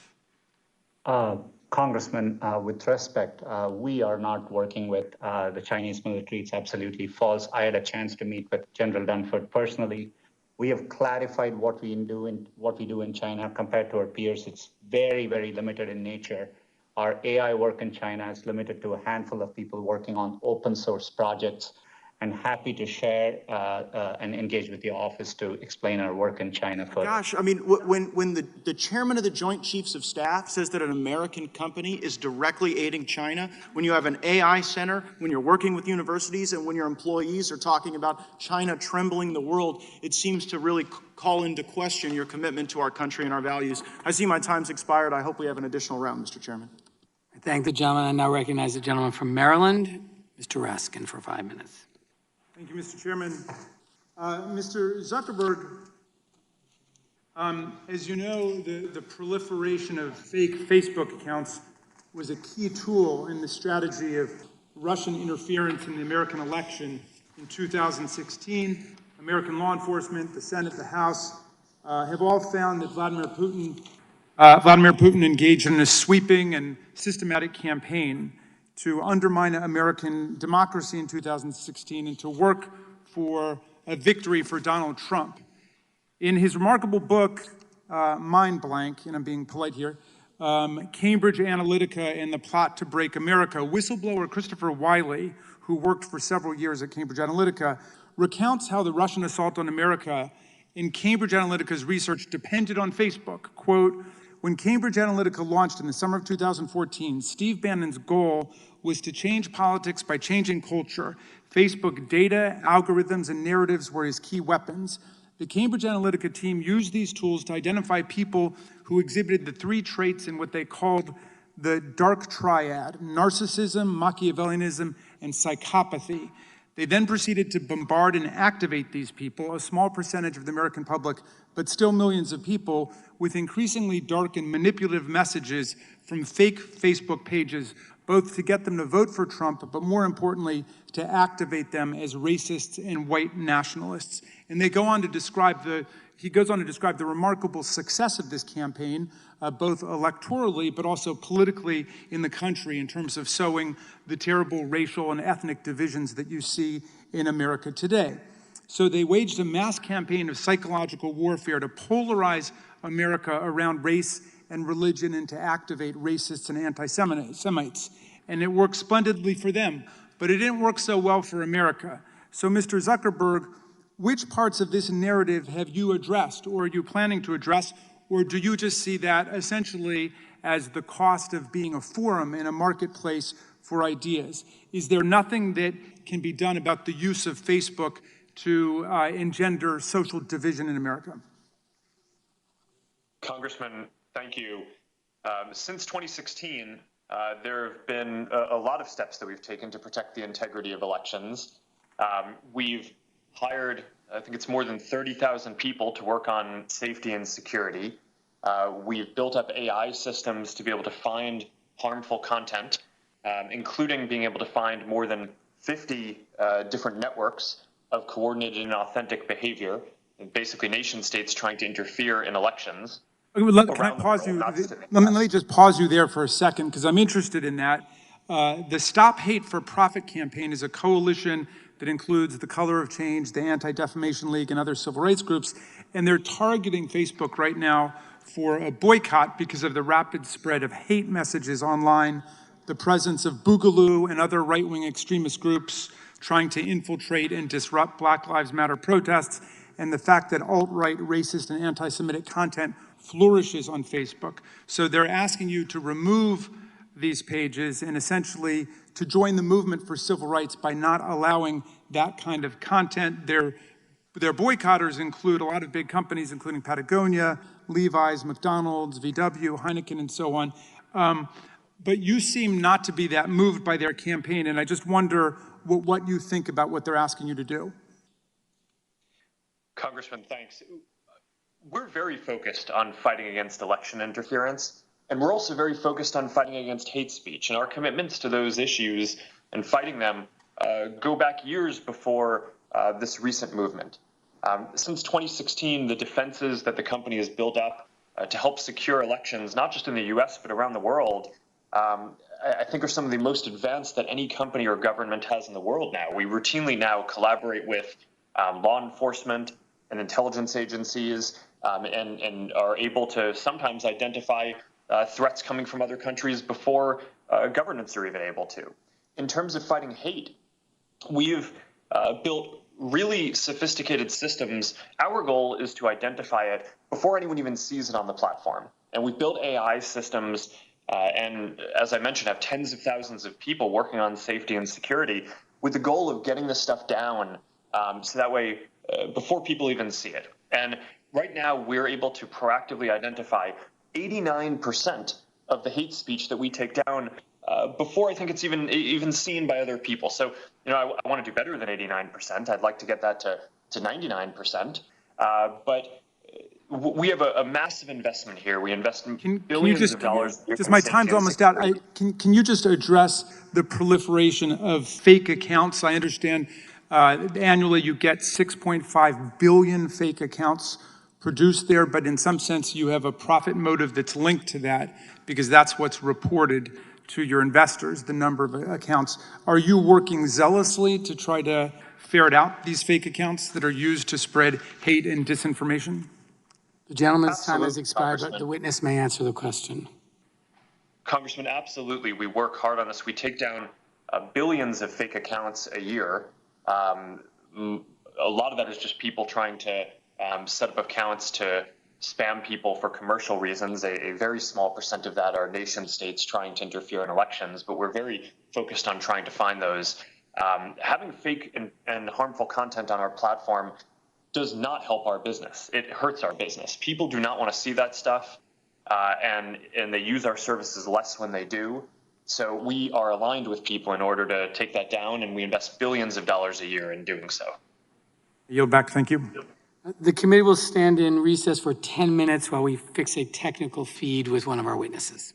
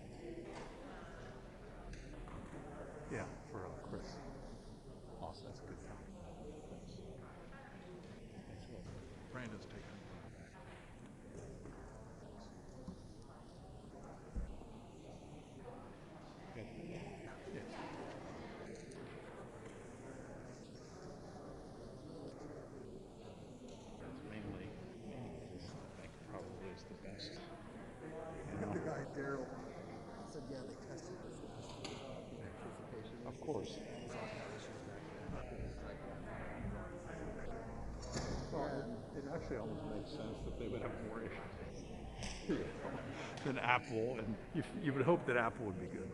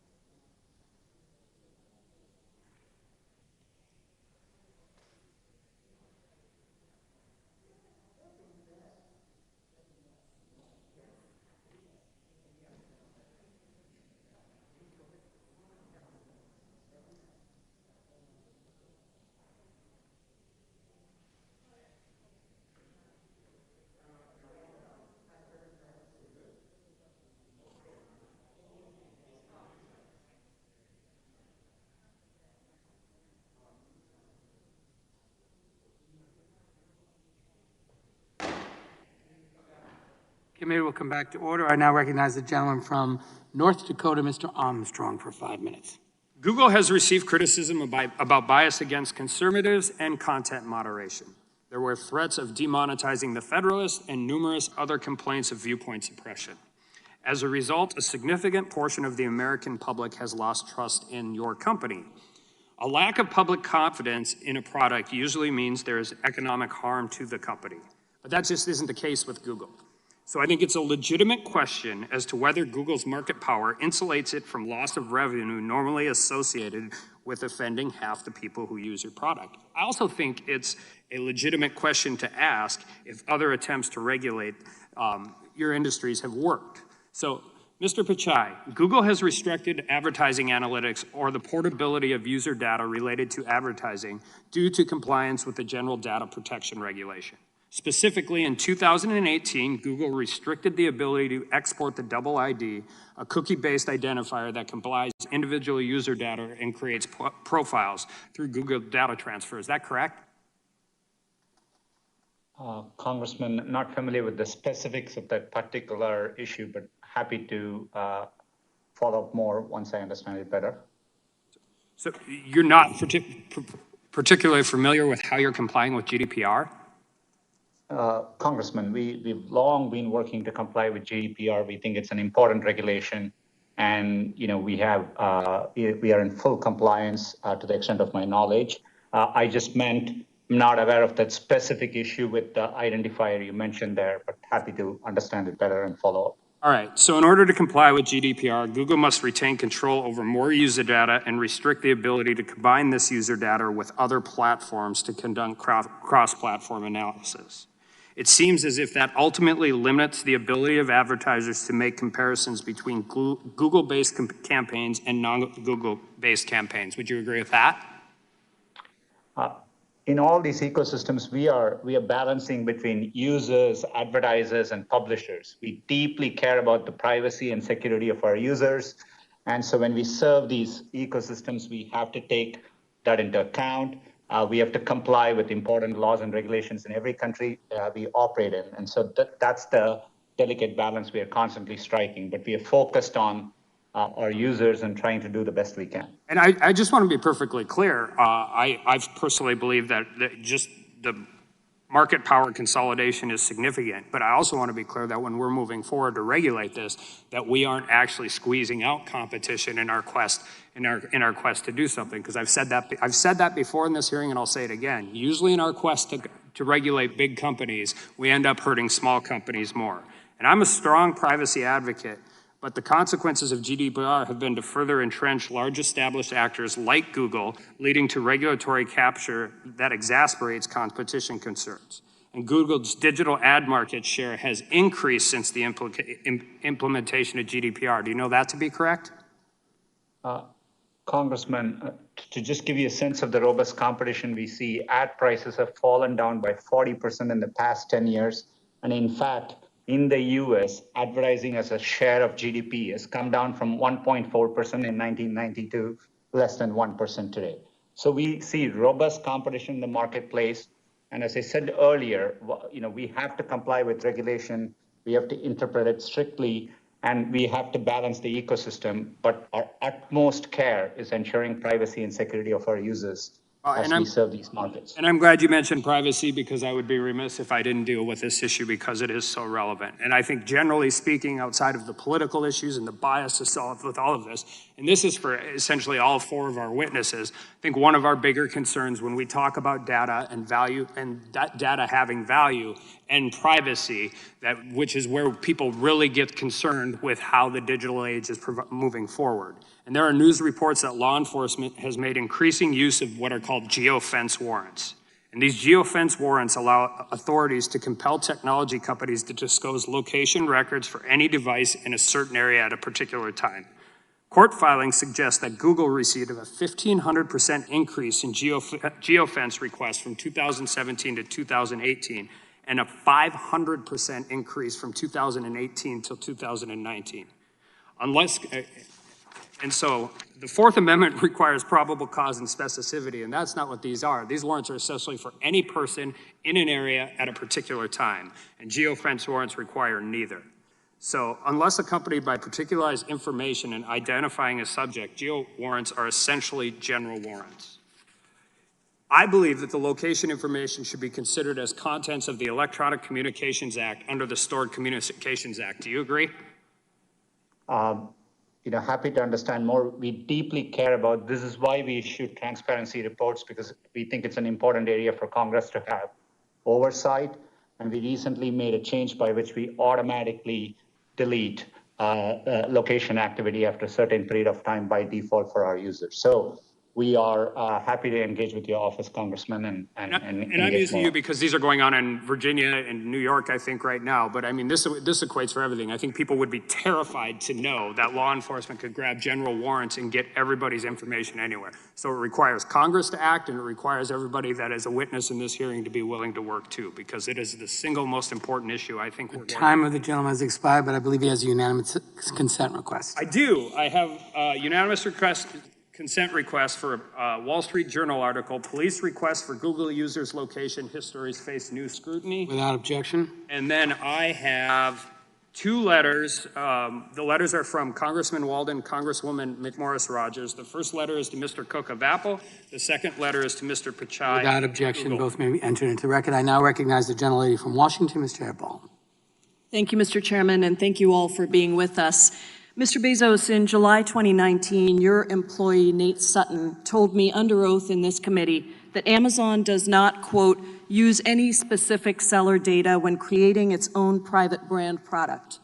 So let me ask you, Mr. Bezos, does Amazon ever access and use third-party seller data when making business decisions? And just a yes or no will suffice, sir. Thank you for the question. I know it's an important topic, and I also want to thank you for representing us. I can't answer that question yes or no. What I can tell you is we have a policy against using seller-specific data to aid our private label business, but I can't guarantee you that that policy has never been violated. Mr. Bezos, you're probably aware that an April 2020 report in the Wall Street Journal revealed that your company does access data on third-party sellers, both by reviewing data on popular individual sellers and products and by creating tiny product categories that allowed your company to categorically access detailed seller information in a supposedly aggregate category. Do you deny that report? I'm familiar with the Wall Street Journal article that you're talking about, and we continue to look into that very carefully. I'm not yet satisfied that we've gotten to the bottom of it, and we're going to keep looking at it. Okay. It's not as easy to do as you would think because some of the sources in the article are anonymous, but we continue to look into it. I'll take that as you're not denying that, you're looking into it. I will tell you a former Amazon employee in third-party sales and recruitment told this committee, quote, there's a rule, but there's nobody enforcing or spot checking. They just say, don't help yourself to the data. It's a candy shop. Everyone can have access to anything they want. Do category managers have access to non-public data about third-party products and businesses? Here's what I can tell you.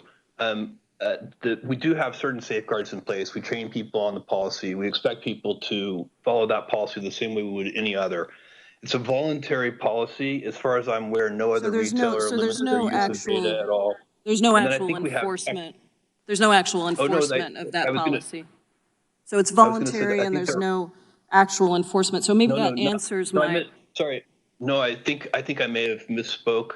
I'm trying to say that the fact that we have such a policy is voluntary. I think no other retailer even has such a policy.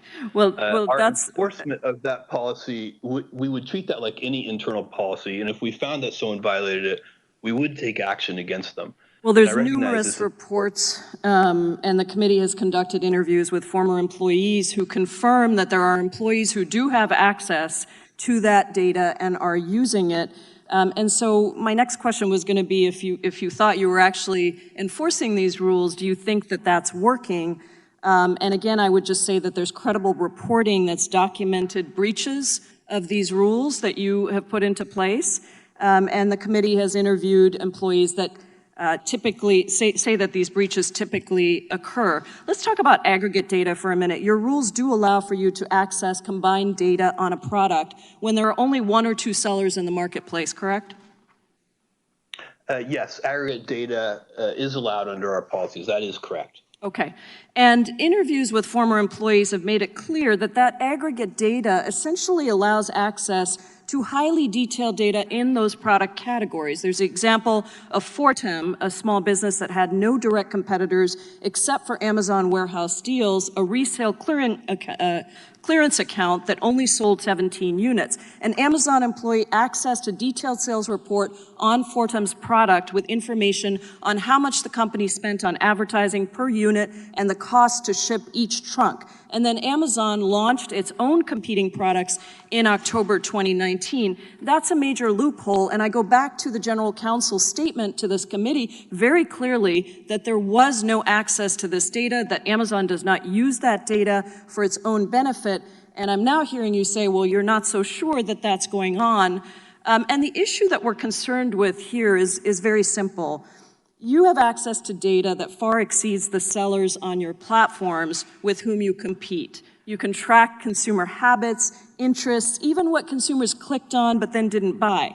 You have access to the entirety of sellers' pricing and inventory information, past, present, and future, and you dictate the participation of third-party sellers on your platform. So you can set the rules of the game for your competitors, but not actually follow those same rules for yourself. Do you think that's fair to the mom-and-pop third-party businesses who are trying to sell on your platform? I appreciate that question, and I like it a lot because I really want a chance to address that. I'm very proud of what we've done for third-party sellers on this platform. We started our third-party platform 20 years ago, and we had 0 sellers on it. The question eBay I'm asking, I'm giant sorry, one. I'm so sorry, And my time is go ahead. expiring, and the question I wanted to ask you is that you have access to data that your competitors do not have. So you might allow third-party sellers onto your platform, but if you're continuously monitoring the data to make sure that they're never going to get big enough that they can compete with you, that is actually the concern that the committee has.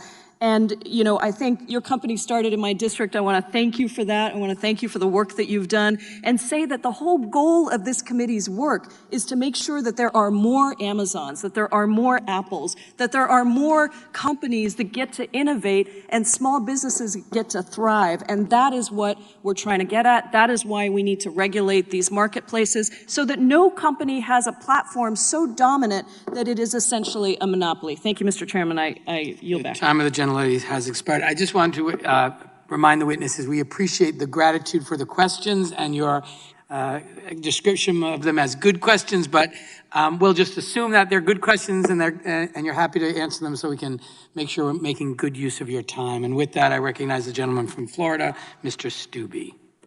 Thank you, Mr. Chairman. Mr. Pichai, I'd like to start with you, and I'm just going to illustrate my question with a factual incident that actually occurred to me. Several months ago, my wife called and said, hey, there's a good article on the Gateway Pundit that you should read. So out of curiosity, I was up here in Washington, out of curiosity, I Googled Gateway Pundit. And it didn't show up on the first page, didn't show up on the second page. There was a bunch of different blogging sites about how there were disagreements with what was on the Gateway Pundit. But I actually had to type in gatewaypundit.com to get to it. Interestingly, Google didn't allow me to get to the actual website. That was a couple of months ago, before this hearing was set to be heard, before this hearing was noticed, before you knew that you would be appearing before us today, and that this is an issue that obviously conservatives and Republicans have had. Last week, after this hearing was noticed, I did the exact same thing here in the Capitol. And wouldn't you know it, I Googled Gateway Pundit, and that was the very first website that came up. Now, this isn't from a constituent in my district. This isn't from somebody telling me. This isn't a news report. I actually physically did this on my laptop here in the Capitol several months ago and then today. So clearly, something had happened between not being notified that you were going to be appearing before our committee and then last week knowing that you would be appearing before our committee, and suddenly conservative websites are now at the top of the bar when you search for them. So was there anything done at Google between a couple of months ago and last week or the week before you appearing today that has changed your approach to silencing conservative websites? Congressman, we approach our work with a deep sense of responsibility without, in a nonpartisan way. We want to serve all our users, no matter where they are. In fact, it's in our long-term business incentive to do so. And I believe on our platforms, including YouTube, there are more conservative voices than ever before, and we believe in freedom of expression. On the specific issue, I will have to look into it. I obviously wasn't aware of it. We do. It could be a number of reasons. We constantly get reports. So if you're going to look into it for me, can I expect a response from you, say, in the next 2 weeks as to why that occurred? Congressman, we'll do our best to follow up, and I'll engage with your office to respond on that. We'll follow up on that. I've got a similar question. So I've been in elected politics for almost 10 years. And when I was in the Florida Senate and the state Senate, I never had a problem with my campaign emails being marked as spam or going to junk folders or anything along those lines. And we had 30, 40, 50,000 people on our email list. And suddenly I get elected to Congress, and I'm now up here in Washington, D.C., and my parents who have a Gmail account aren't getting my campaign emails. My supporters, just last week, one of my supporters called me and said, hey, I just want you to know this, that my Gmail account suddenly is taking your campaign emails that I've received for almost 10 years, and suddenly they're going to spam and junk folders. This appears to only be happening to conservative Republicans. I don't see anything in the news or anything in the press or other members on the other side of the aisle talking about their campaign emails getting thrown into junk folders in Gmail. So my question is why is this only happening to Republicans? And it's a fact, it's happening because I can have my supporters testify that they've received my emails for 9 years, and suddenly this last year, all of their Gmail, my campaign emails in their Gmail are going to their spam folder. So if you could give me some clarification on that, I would appreciate it. In Gmail, we are focused on what users want, and users have indicated they want us to organize their personal emails they receive from friends and family separately. And so all we have done is we have a tabbed organization, and the primary tab has emails from friends and family, and the secondary tab has other notifications and so on. These things are applied. It was my father who was not receiving now my campaign emails. So clearly that familial thing that you're talking about didn't apply to my emails. Our systems probably are not able to understand that that it's your father. Obviously, we don't have that context there. We just apply it neutrally across all organizations, and well, what assurances can you give me that there's my time's short. One last question. What assurances can you give me that any bias amongst your employees isn't influencing your spam folder algorithms?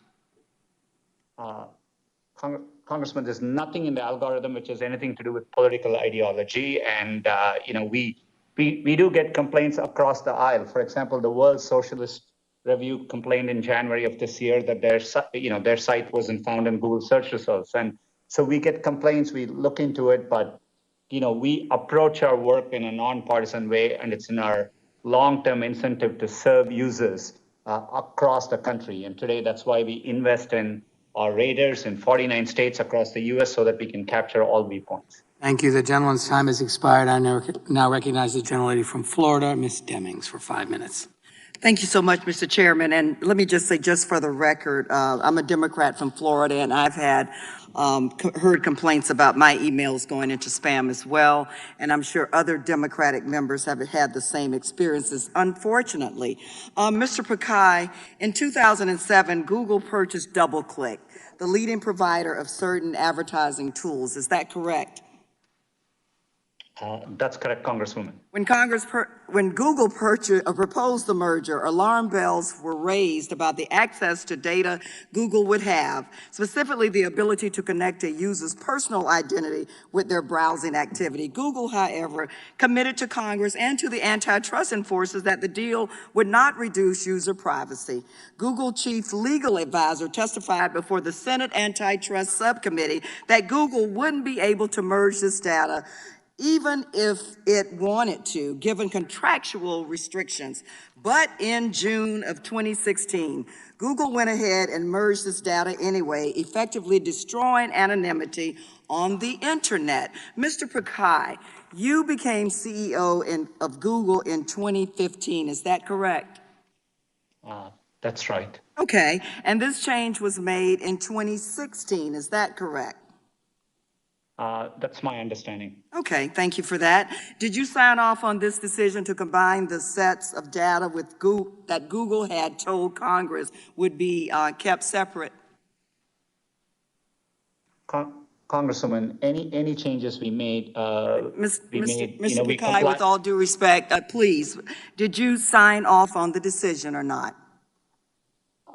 I review at a high level all important decisions we make. We deeply care about privacy and security of our users. So you signed off on the decision? User consent for. Okay, you signed off on the decision. Practically, this decision meant that your company would not combine would now combine, for example, all of my data on Google, my search history, my location from Google Maps, information from my emails from Gmail, as well as my personal identity with the record of almost all of the websites I visited. That is absolutely staggering. According to an email from a DoubleClick executive, that was exactly the type of reduction in user privacy that Google's founders had previously worried would lead to a backlash. And I quote, "They were unwavering on the policy due to philosophical reasons, which is Larry and Sergey's fundamentally not wanting users associated with a cross-site cookie. They were also worried about a privacy storm as well as damage to Google's brand." So in 2007, Google's founders feared making this change because they knew it would upset their users. But in 2016, Google didn't seem to care. Mr. Pichai, isn't it true that what changed between 2007 and 2016 is that Google gained enormous market power? So while Google had to care about user privacy in 2007, it no longer had to in 2016. Would you agree that what changed was Google gained enormous market power? Congresswoman, this is an important issue. If I could explain. Well, we today make it very easy for users to be in control of their data. We have simplified their settings. They can turn ads personalization on or off. We have combined most of activity settings into 3 groupings. We remind users to go do a privacy checkup. 1 billion users have done so. Okay, Mr. Pichai, thank you so much for that. I am concerned that Google's bait and switch with DoubleClick is part of a broader pattern where Google buys up companies for the purposes of surveilling Americans, and because of Google's dominance, users have no choice but to surrender. In 2019, Google made over 80% of its total revenue through selling of ad placement. Is that correct, Mr. Pichai? Majority of the business. Yeah, okay. And because Google sells behavioral ads targeted to each of us as individuals, the more user data that Google collects, the more money Google can make. More user data means more money. Is that correct? In general, that's not true. For example, when more you come user in data, type, not the more money Google collects? I'm sorry, please. So you're saying that the more user data does not mean the more money that Google can collect? Congresswoman, most of the data today we collect is to help users and provide personalized experiences back. Ad data Thank you so much, Mr. Pichai. Mr. Chairman, I yield back. Thank the gentlelady. The chair now recognizes the ranking member of the full committee, Mr. Jordan, for 5 minutes. Thank you, Mr. Chairman. Mr. Pichai, is Google going to tailor its features to help Joe Biden in the 2020 election? Congressman, we approach our work, we support both campaigns today. We think political ads is an important part of free speech in democratic societies, and we engage with campaigns, according to law, and we approach our work in a nonpartisan way. It was a yes or no question. Can you assure Americans today you won't tailor your features to help Joe Biden in the upcoming election? We support work that campaigns do. I just want to make sure I understand that. We all do all kinds of online, social media, all kinds of that kind of outreach, that communication. This is a simple question. Can you today assure Americans you will not tailor your features in any way to specifically help one candidate over other? And this, what I'm concerned about is you helping Joe Biden over President Trump. We won't do any work, to politically tilt anything one way or the other. It's against our core values. But you did it in 2016.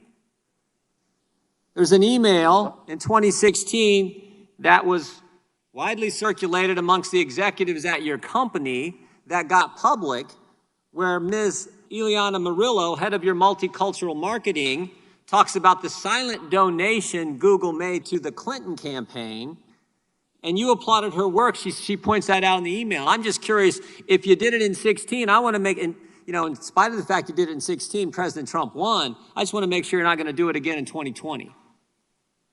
Congressman, I recall our conversation at that time, and I appreciate your concern. We didn't find any evidence of such activity, and I took the opportunity after our conversation to reinforce to the company. We realized even an appearance could be improper, so we have clearly communicated to our employees any personal political activity, while that's their right, needs to happen on their own time and resources and should avoid any use of company. Of course, everyone's got their First Amendment rights to campaign for who they want. What they can't do is configure your features to help one candidate over the other.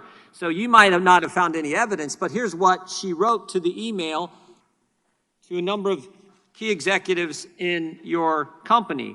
Quote, we push to get out the Latino vote with our features. Second quote, we push to get out the Latino vote with our features in key states. Seems to me those last three words are the real qualifier here. That's electioneering when you're trying to increase the Latino vote in key states. And she'd already communicated that she was supporting Clinton, that she wanted Clinton to win. So when she talks about increasing the Latino vote, which she assumed was going to help candidate Clinton, and she's doing that in key states. It's one thing if you're going to increase the Latino vote around the country. If you're just a good corporate citizen, you're urging people to vote. It's quite another when you're focusing on in key states. And you know what those key states were? Nevada and Florida, the swing states. So again, I want to make sure this isn't going to happen in 2020. I can assure you that we complied with laws in 2016. As a company, any work we do around elections is nonpartisan. Users do come to us for understanding where polling places are, where to vote, which is the date to vote, what the voting hours are. We are committed to providing that information, and I can assure you that we will approach our work. So Mr. Pichai, here's the question I think is on so many Americans' minds.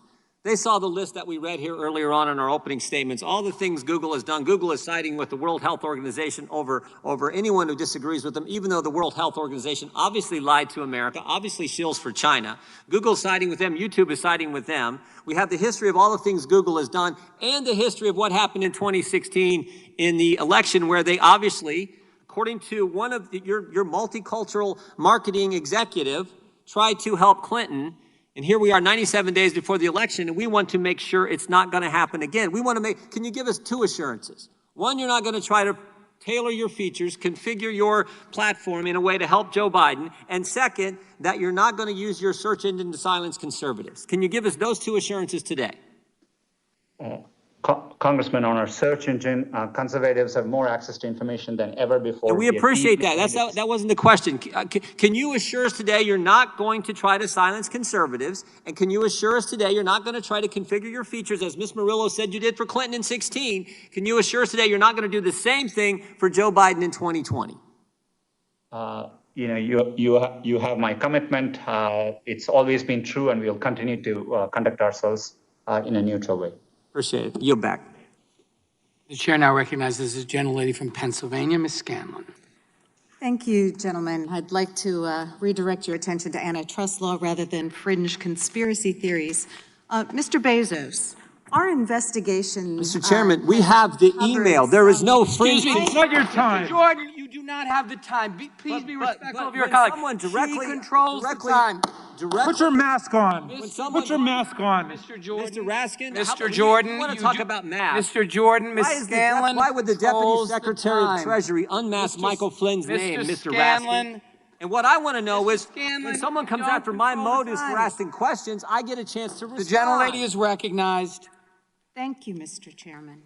Mr. Bezos, our investigation uncovered documents that show that Amazon sometimes doesn't play fairly, crossing the line from robust competition to predatory pricing to destroy rivals rather than outcompete them. And let's take the example of Quidsi, which used to own diapers.com and provided online baby care products. In 2009, your team viewed diapers.com as Amazon's largest and fastest growing online competitor for diapers. One of Amazon's top executives said that diapers.com keeps the pressure on pricing on us, and strong competition from diapers.com meant that Amazon was having to work harder and harder so that customers didn't pick diapers.com over Amazon. And the customers we're talking about were hardworking families, single parents with babies, and young children. Now, because diapers.com was so successful, Amazon saw it as a threat. The documents that we've obtained show that Amazon employees began strategizing about ways to weaken this company. And in 2010, Amazon hatched a plot to go after diapers.com and take it out. In an email that I reviewed, and we've got these up on the slides, one of your top executives proposed to you a, quote, aggressive plan to win, end quote, against diapers.com, a plan that sought to undercut their business by temporarily slashing Amazon prices. We saw one of your profit and loss statements, and it appears that in 1 month alone, Amazon was willing to bleed over $200 million in diaper profit losses. Mr. Bezos, how much money was Amazon ultimately willing to lose on this campaign to undermine diapers.com? Thank you for the question. I don't know the direct answer to your question. This is going back in time, I think maybe 10 or 11 years or so. You could give me maybe the dates on those documents. But what I can tell you is that the idea of using diapers and products like that to attract new customers who have new families is a very traditional idea. Sure, well, let's delve into this a little further. I'm sorry, you know I only have a few minutes here, so I just want to press on. Your own documents make clear that the price war against diapers.com worked, and within a few months it was struggling, and so then Amazon bought it. After buying your leading competitor here, Amazon cut promotions like Amazon.mom and the steep discounts it used to lure customers away from diapers.com, and then increased the prices of diapers for new moms and dads. Mr. Bezos, did you personally sign off on the plan to raise prices after Amazon limited its competition? I don't remember that at all. What I remember is that we matched competitive prices, and I believe we followed diapers.com. Again, this is 11 years ago, so you're asking a lot of my memory, but I believe we followed diapers.com. I can also tell you after we bought diapers.com, we put more than $300 million into trying to make it successful. I'm sorry. So you said that Amazon focuses excessively on customers. So how would customers, especially single moms, new families, how would they benefit when the prices were driven up by the fact that you eliminated your main competitor? Well, I don't agree, with great respect, I don't agree with the premise. At the same time, you should recognize in context, diapers is a very large product category sold in many, many places, not just at Amazon. This was the online diaper market. Now, we do have evidence that these predatory... I'm sorry, Mr. Bezos, I need to push on here. Of course. The evidence we've collected suggests that the predatory practices weren't unique here. In 2013, it was reported that you instructed Amazon employees to approach discussions with certain business partners, and I quote, the way a cheetah would pursue a sickly gazelle. Is the Gazelle Project still in place, and does Amazon pursue similar predatory campaigns in other parts of its business? I cannot comment on that because I don't remember it. What I can tell you is that we are very, very focused on the customer, as you started. Okay. And of Well, course, that I'm does concerned include with the bargaining very customers hard as with well, vendors and especially suppliers the to get the lowest families in my prices so that we can district. offer I'm those to sorry, Mr. customers. Bezos, well, I'm almost out of time. I'm concerned too, because especially with the current pandemic, one of the biggest needs I'm seeing at the food drives and the giveaways that we're having to run in my district is that families don't have diapers, and we have to collect them to give them out. So it certainly is something that has a really hard impact on families, and I'm really concerned that pricing might have been driven up here by this tactic, and I yield back. Gentlelady yields back. I just announced that votes have been called, but we're going to continue with the hearing, so I invite colleagues to vote at, it's a rolling vote, so vote according to your own schedule. I now recognize the gentleman from Colorado, Mr. Neguse, for 5 minutes. Thank you, Mr. Chairman, and I want to thank each of the witnesses today for your testimony. Mr. Zuckerberg, in 2004, when you had launched Facebook, it's fair to say, I think you'd agree with me, that you had quite a few competitors. Would you agree with that? Congressman, yes. MySpace, Friendster, Google's Orkut, Mixi, Cyworld, Yahoo 360, AOL's Bebo, they were all competitors? Congressman, those were some of the competitors at the time, and it's only gotten a lot more competitive since. Well, let's talk about that, because by 2012, Mr. Zuckerberg, none of those companies that I just identified existed. You're certainly aware of that. They were all basically gone. Facebook, in my view, I think was in a monopoly by then. I wonder whether you would agree with that. I take it you don't.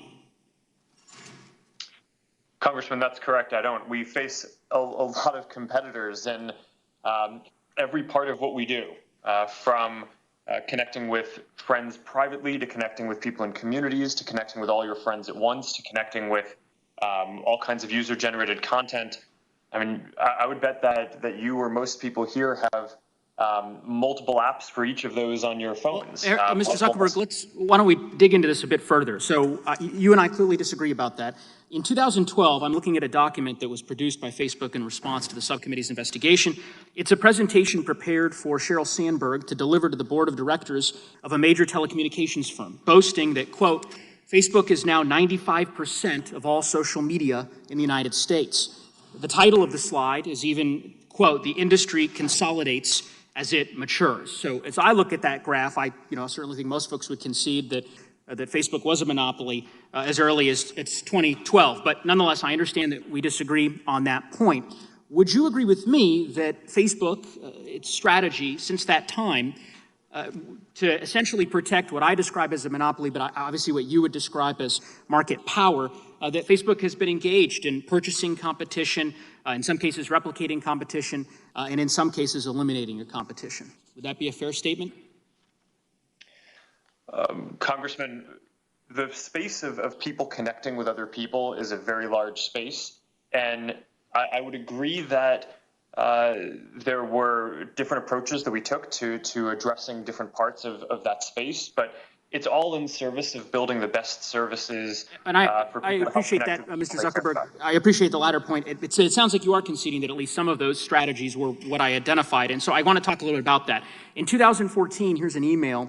It's from Facebook's current chief financial officer, described the company's acquisition strategy as, quote, a land grab, and saying that we are going to spend 5 to 10% of our market cap every couple of years to shore up our position. And my sense of the facts is that is in fact what has occurred. Facebook, as you conceded earlier that Instagram was a competitor of Facebook's. You acquired Instagram in 2012. Instagram is now the 6th largest social media platform in the world. Is that right? Congressman, I'm not sure what rank it is, but it's certainly grown beyond our I can represent to you that the statistics demonstrate that empirical data shows it's the 6th largest. In 2014, Facebook bought its competitor WhatsApp. Is that correct? Congressman, yes, WhatsApp was also both a competitor and complementary. They competed with us in the space of mobile messaging, which is a growing and important space, and is, again, one part of the global space of how people connect more broadly. Understood. And at that time, WhatsApp had over 400 million monthly users, a clear path towards 1 billion monthly active users. And WhatsApp is now the 2nd largest social media platform in the world, with 2 billion users worldwide, more than Facebook Messenger, and of course, your company owns WhatsApp. Facebook also tried to buy other competitive startups. In fact, as Chairman Nadler noted, you did tell one of Facebook's senior engineers in 2012 that you can, quote, likely just buy any competitive startup, but it'll be a while before we can buy Google. Do you recall writing that email? Congressman, I don't specifically, but it sounds like a joke. Well, I don't take it as a joke. As I review the email, it was in regards to having just closed the Instagram sale. And the response from this individual, this engineer, to you was, quote, well played. Your response was, thanks. One reason people underestimate the importance of watching Google is that we can likely always just buy any competitive startups, but it'll be a while before we can buy Google. And given the purchases that Facebook had made previous to this and the attempted purchases, my understanding is that Facebook made several overtures to Snapchat, for example, which rebuffed those efforts, clearly demonstrates, in my view, that email was not made in jest. But here's why I ask these questions, Mr. Zuckerberg. It strikes me that over the course of the last several years, Facebook has used its market power to either purchase or replicate the competition. And Facebook Messenger, WhatsApp, Instagram are the most now downloaded apps of the last decade. Your company, sir, owns them all. And we have a word for that. That word is monopoly. With that, I would yield back, Mr. Chairman. Thank the gentleman. I now recognize the gentlelady from Georgia, Ms. McBath, for 5 minutes. Thank you, Mr. Chairman. Mr. Bezos, you referred to third-party sellers today as Amazon's partners and that your success depends on their success. But over the past year, we've heard a completely different story. As part of this investigation, we've interviewed many small businesses, and they use the words like bullying, fear, and panic to describe their relationship with Amazon. I'm going to share the story of a small business owner who is also a wife and a mother, so you can understand how this is actually affecting the lives of everyday people and why this truly matters. We were a top bookseller on Amazon.com, and we worked day and night very hard towards growing our business and maintaining a 5-star feedback rating. Most importantly, this business feeds a total of 14 people, which includes 3 children and one 90-year-old granny. And as we grew, we were shrinking Amazon's market share in the textbooks category. So now in retaliation, Amazon started restricting us from selling. They started with a few titles in early 2019, and within 6 months, Amazon systematically blocked us from selling the full textbook category. We haven't sold a single book from the past 10 months, or probably more. We were never given a reason. Amazon didn't even provide us with a notice as to why we were being restricted. There was no warning. There was no plan. So, Mr. Bezos, after Amazon delisted the small business without any apparent reason or notice, she told us that they sent more than 500 separate communications to Amazon, including to you, Mr. Bezos, over the past year. There was not a single meaningful response.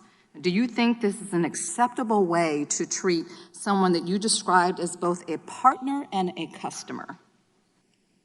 No, Congresswoman, and I appreciate you showing me that anecdote, and I would like to talk to her. It does not at all to me seem like the right way to treat her, and I'm surprised by that. And it's not the systematic approach that we take, I can assure you.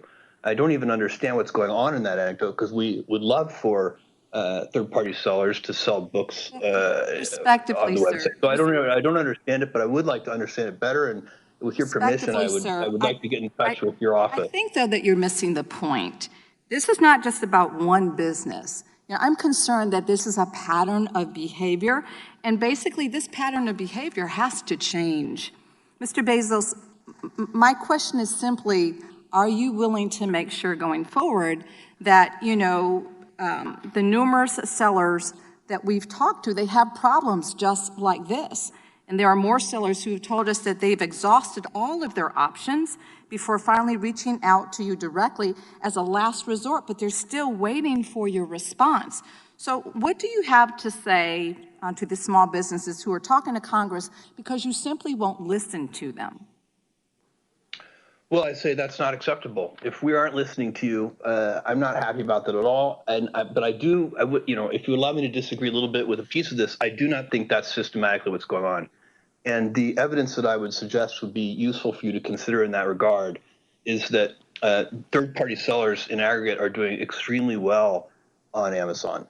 They grew from 20 years ago it was 0, and today it's 60% of Okay. sales. Third-party Thank you very sellers are much. growing even Thank you so faster than much. first-party Mr. retail. Bezos, So, thank you. thank you so much. You said that sellers have many other attractive options to reach customers, but that's not at all what we found in our investigation. According to eMarketer, a source Amazon cited in submissions to this committee, Amazon has nearly 7 times the market share of its closest e-commerce competitor. One seller told us that, and I quote, Amazon continues to be the only show in town. No matter how angry sellers get, they have nowhere else to go. So are you saying that these people aren't being truthful when they say that Amazon is the only game in town?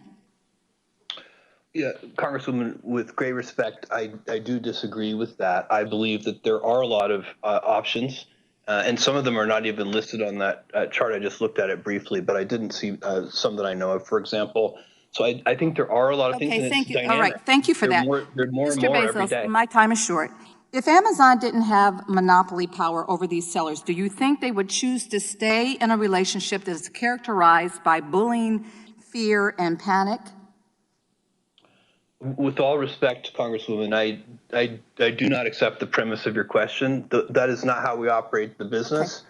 All right. And in fact, we work very hard to Thank provide you for that. fantastic Thank you for tools that. for sellers, and that's why they've been successful. Thank you for that. Mr. Bezos, I'm going to close with giving the bookseller the opportunity to finally be heard by you. Mr. Bezos, we increased our sales on Amazon by 5 times in the past 3 years. And we have contributed that much of proportional seller fees to Amazon. We have contributed that much to your business to 5 times. We followed all the rules that were set by you. We please, just help us in earning a livelihood. We beg you. There are 14 lives at stake. Please, please, please help us get back on track. With that, I yield back the balance of my time. I thank the gentlelady. We've now concluded our first round. I now recognize myself for 5 minutes. Mr. Bezos, according to your testimony, the marketplace is competitive, but Amazon controls as much as 75% of all online marketplace sales. And eMarketer, a source you cited to us in submissions to this committee, reports that Amazon has nearly 7 times the market share of its closest competitor. Isn't it true that small businesses have no real option but to rely on Amazon to connect with customers and make online sales? No, sir. With great respect, I do have a different opinion on that. I believe there are a lot of options for small sellers. I believe Amazon is a great one, and we've worked very hard. I think we are the best one. Well, we Mr. have Bezos, a lot of different programs that help sellers, but we thank are you. not the only option. There are 2.2 million active sellers as of yesterday. About 37% of those sellers rely on Amazon as their sole source of income. That is over 800,000 people relying on Amazon to feed their families, put their kids through school, and keep a roof over their heads. Mr. Bezos, you have referred to third-party sellers as both your partners and customers. But isn't it true that Amazon refers to third-party sellers as internal competitors? I think it wouldn't surprise me. In some ways, we are competing, and they're also competing with each other. Well, that's right. Your the own marketplace documents, does allow that. Mr. Bezos, Amazon's own documents that you produce refer to the very same sellers that you've described as Amazon partners as internal competitors. In fact, we've heard from third-party sellers again and again during the course of the investigation that Amazon is the only game in town. One small business owner we interviewed described it this way, and I quote, "We're stuck. We don't have a choice but to sell through Amazon." Another said, and I quote, "They've never been a great partner, but you have to work with them." During this investigation, we have heard so many heartbreaking stories of small businesses who sunk significant time and resources into building a business and selling on Amazon, only to have Amazon poach their best-selling items and drive them out of business. So I want to talk to you about one company that really stood out from the rest. I want you to pay close attention to how they described your partnership, Mr. Bezos. We heard from a small apparel company that makes and sells what they call useful apparel for people who work on their feet and with their hands, like construction workers and firefighters. This particular business discovered and started selling a unique item that had never been a top seller for the brand. They were making about $60,000 a year on just this one item. One day they woke up and found that Amazon had started listing the exact same product, causing their sales to go to zero overnight. Amazon had undercut their price, setting it below what the manufacturer would generally allow it to be sold, so that even if they wanted to, they couldn't match the price. Here's how the apparel company described working with Amazon, and I quote, "Amazon strings you along for a while because it feels so good to get that paycheck every week. And in the past, for lack of a better term, we called it Amazon heroin because you just kept going and you had to get your next fix, your next check. But at the end of the day, you find out that this person who was seemingly benefiting you, making you feel good, was just ultimately going to be your downfall," end quote. So Mr. Bezos, this is one of your partners. Why on earth would they compare your company to a drug dealer? Sir, I have great respect for you in this committee, but I completely disagree with that characterization. What we have done is create in the store a place. If you go back in time, we sold only our own inventory. It was a very controversial decision inside the company to invite third-party sellers to come into what is really our most valuable retail real estate, our product detail pages. We did that because we were convinced that it would be better for the consumer. It would be better for the Mr. customer Bezos, to have all of that selection. And I think we were right, and I think it's worked out we're well claiming for my the time. customer, Unfortunately, for the this is third-party one seller, of, and for we're myself. claiming my time, Mr. Bezos. This is one of many small companies that have told us during this year-long investigation that they were mistreated, abused, and tossed aside by Amazon. Now, Mr. Bezos, you say that Amazon is only focused on doing what's best for the customer. You just said it again, and that third-party sellers. But how is that possible when you compete directly with third-party sellers with your own products that undercut the competition? Isn't it an inherent conflict of interest for Amazon to produce and sell products on its platform that compete directly with third-party sellers, particularly when you, Amazon, sets the rules of the game? Thank you. No, I don't believe it is. We have the consumer is the one ultimately making the decisions. They're making the decisions about what to buy, what price to buy it at, who to buy it from. And That's not the question, Mr. Bezos. The question is there an inherent conflict of interest because you are a data company? You know when customers put something in their cart, when they take it out. Traditional brick and mortar stores like a grocery store where competition occurs don't have that. And so I just want to follow up finally on an answer to the question that you gave to Congressman Jayapal. You said that you can't guarantee that the policy of not sharing third-party sellers' data with Amazon's own line hasn't been violated. You couldn't be certain. Can you please explain that to me? Can you list examples of where that policy has been violated? Because it's particularly concerning to me, Mr. Bezos, that shouldn't third parties know for sure that data isn't being shared with your own line, their competitors? Why should a third-party seller list their product on Amazon if they're just going to be undercut by Amazon's own product as a result of data you take from them? Sir, I think what I want you to understand, and I think it's important to understand, is that we have a policy against using individual seller data to compete with our private label products. You couldn't assure Ms. Jayapal that that policy isn't violated routinely. Well, we are investigating that, and I do not want to sit here, and I do not want to go beyond what I know right now. But we are, as a result of that Wall Street Journal article, we are looking at that very carefully, Thank you, and Mr. we want to Bezos. get those facts, and I will surely share them with you. Thank you, and we look forward to that. The evidence we've collected shows that Amazon is only interested in exploiting its monopoly power over the e-commerce marketplace to further expand and protect this power. This investigation makes clear that Amazon's dual role as a platform operator and competing seller on that platform is fundamentally anti-competitive, and Congress must take action. And with that, I recognize the gentleman from Wisconsin, the ranking member of the subcommittee, Mr. Sensenbrenner, for 5 minutes. Mr. Chairman, I think that the history proves that Congress does a poor job in picking winners and losers. And I've looked over a lot of the material that has been assembled. I've been working with the chairman for over a year on this bipartisan investigation. And I have reached the conclusion that we do not need to change our antitrust laws. They have been working just fine. The question here is the question of enforcement of those antitrust laws. Now, we've heard a lot about the Facebook acquisition of Instagram. That happened in 2012. Obama FTC signed off on that.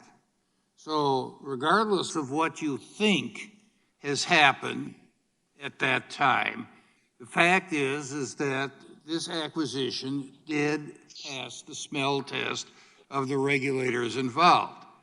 Now, maybe they made a mistake or maybe something else happened, I don't know. But the fact is that there is not a problem with the law. Now, back about 35 years ago, AT&T was broken up because it was determined that one-stop shops were monopolistic. And AT&T, because you had to get your long-distance service from your local phone company, that was monopolistic. So the baby bells were spun off. A whole lot has happened since then. There were mergers and acquisitions in the telecom industry. Technology advanced a huge amount. And guess what? We're back to exactly where we were in 1984. So this goes to show that congressional pressure is not the best. Now, using the AT&T example, which I think was a big flop and counterproductive, let me ask Mr. Bezos, say the AT&T example was applied to Amazon, and you were required to spin stuff off. So you might have no more of a one-stop shop, but you have to go to separate places for books or groceries or videos or electronics. How are the consumers helped by that? Sir, thank you. They would not be. Right. Very clear. Now, Mr. Pichai, let me ask about Google. If you were forced to split up your business lines, say spin off ad tech and YouTube, can you describe what happens to consumers there? Congressman, today, consumers in most of the areas we are dealing with, they see prices free or falling, and they get more choice than ever before. So I think it serves them well. And you're right there. So, I'm not going to be on this committee in the next Congress. I am going to put my feet up and become a senior, quote unquote, statesman. But, let me say that we have heard a whole lot of complaints about big tech. Some of them are political in nature, and I share the complaints and the concern of Mr. Jordan and others. And others talk about allegedly anti-competitive activity. It seems to me that it's not for Congress that legislates to toss all of our antitrust laws and the precedent that has been established through litigation over the last 100+ years. But it's something where we ought to go back to the regulators, to the enforcers, have them look at this stuff, and have them make a determination on whether or not the law's been violated. I think the law's good on that, and we don't need to throw it all in the wastebasket. But there are some matters of concern that we have heard from both sides of the aisle that I think need to be addressed. And if it requires an agency like the FTC to say that they've made mistakes in the past, so be it. We're all human, we all make mistakes, and even government agencies do that. I yield back. Gentleman yields back. I now recognize the gentlelady from Washington, Ms. Jayapal. Thank you, Mr. Chairman. Mr. Zuckerberg, in March of 2012, you suggested by email to your management team that moving faster and copying other apps could, quote, prevent our competitors from getting footholds. Sheryl Sandberg responded that, quote, it is better to do more and move faster, especially if that means you don't have competitors build products that take some of our users. Facebook's product management director added that, quote, I would love to be far more aggressive and nimble in copying competitors. Has Facebook ever taken steps to prevent competitors from getting footholds by copying competitors? Congresswoman, I view it as our job to understand what people are finding valuable in all of the services that they use. And certainly if someone Do you copy your competitors? Congresswoman, we've certainly adapted features that others have led in, as have others copied and adapted features that I'm not concerned about others. I'm just asking you, Mr. Zuckerberg, since March of 2012, after that email conversation, how many competitors did Facebook end up copying? Congresswoman, I can't give you a number of companies. Is it less than 5? Congresswoman, I don't know. Less than 50? Any estimates? Your team was making a plan. How did it play out? Congresswoman, I'm not sure I agree with the premise here. Our job is to make sure that we build the best services for people to connect with all the people they care about. And a lot of that is done by innovating and by building new things that are leading the way internally. Thank you, Mr. Zuckerberg. Let me go on. Has Facebook ever threatened to clone the products of another company while also attempting to acquire that company? Congresswoman, not that I recall. And I'd like to just remind you that you are under oath, and there are quotes from Facebook's own documents. Prior to acquiring Instagram, Facebook began developing a similar product called Facebook Camera, correct? Congresswoman, that's correct. I've said multiple times that we were competing in the space of building mobile cameras with Instagram. That's what they did at the time. Their competitive set was companies like what we were building with Facebook Camera and ViscoCam and PicPlease. Thank you, Mr. Zuckerberg. Did you ever use this very similar Facebook Camera product to threaten Instagram's founder, Kevin Systrom? Congresswoman, I'm not sure what you would mean by threaten. I think it was public that we were building a camera app at the time. That was a well-documented thing. Let me tell you that, in a chat, you told Mr. Systrom that Facebook was, quote, developing our own photo strategy, so how we engage now will also determine how much we're partners versus competitors down the line. Instagram's founder seemed to think that was a threat. He confided in an investor at the time that he feared you would go into, quote, destroy mode if he didn't sell Instagram to you. So let's just recap. Facebook cloned a popular product, approached the company you identified as a competitive threat, and told them that if they didn't let you buy them up, there would be consequences. Were there any other companies that you used the same tactic with while attempting to buy them? Congresswoman, I want to respectfully disagree with the characterization. I think it was clear that this was a space that we were going to compete in one way or another. I don't view those conversations as a threat in any way. I'm just using the documents and the testimony that the committee has collected from others. Did you warn Evan Spiegel, the founder of Snapchat, that Facebook was in the process of cloning the features of his company while also attempting to buy Snapchat? Congresswoman, I don't remember those specific conversations, but that was also an area where it was very clear that we were going to be building something. People want to be able to communicate privately. They want to be able to communicate with all their friends at once. And we're going to make sure that we build the best products in all of the spaces that we can around helping people stay connected with the people they care about. I appreciate that, Mr. Zuckerberg. I think the question again here is, when the dominant platform threatens its potential rivals, that should not be a normal business practice. Facebook is a case study, in my opinion, in monopoly power because your company harvests and monetizes our data, and then your company uses that data to spy on competitors and to copy, acquire, and kill rivals.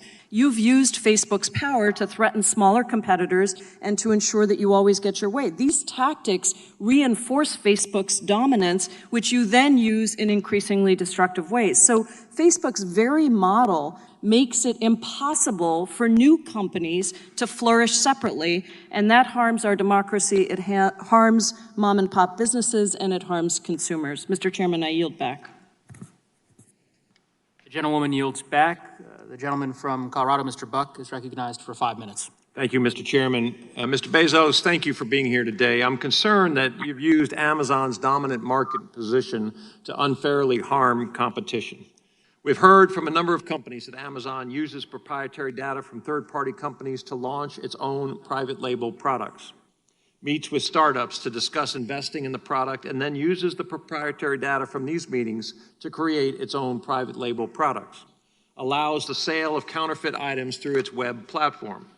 During this subcommittee's field hearing in Boulder this January, PopSocket's CEO and inventor David Barnett detailed how Amazon allowed counterfeit products to appear on Amazon's marketplace ahead of PopSocket's products.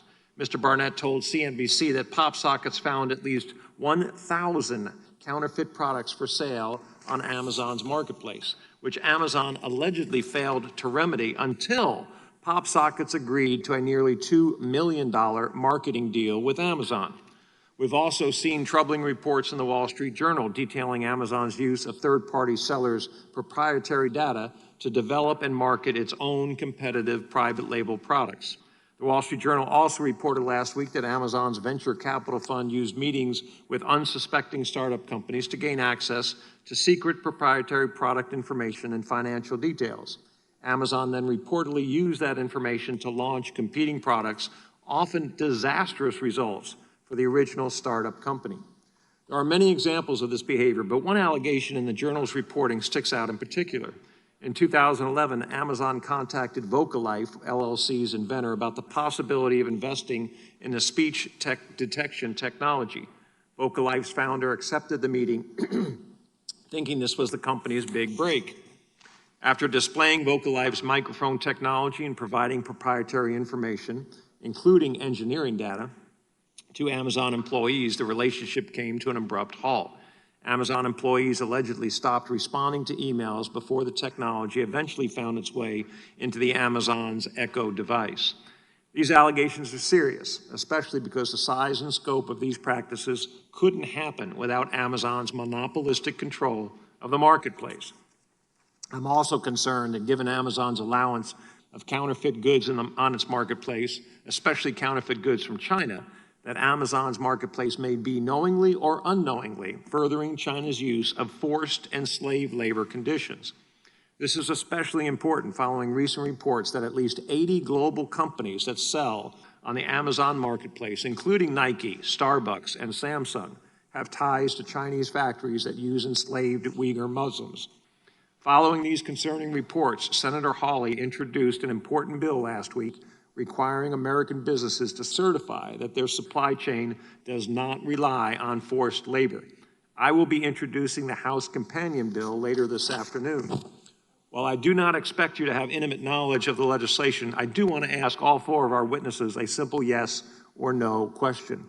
Will you certify here today that your company does not use and will never use slave labor to manufacture your products or allow products to be sold on your platform that are manufactured using slave labor?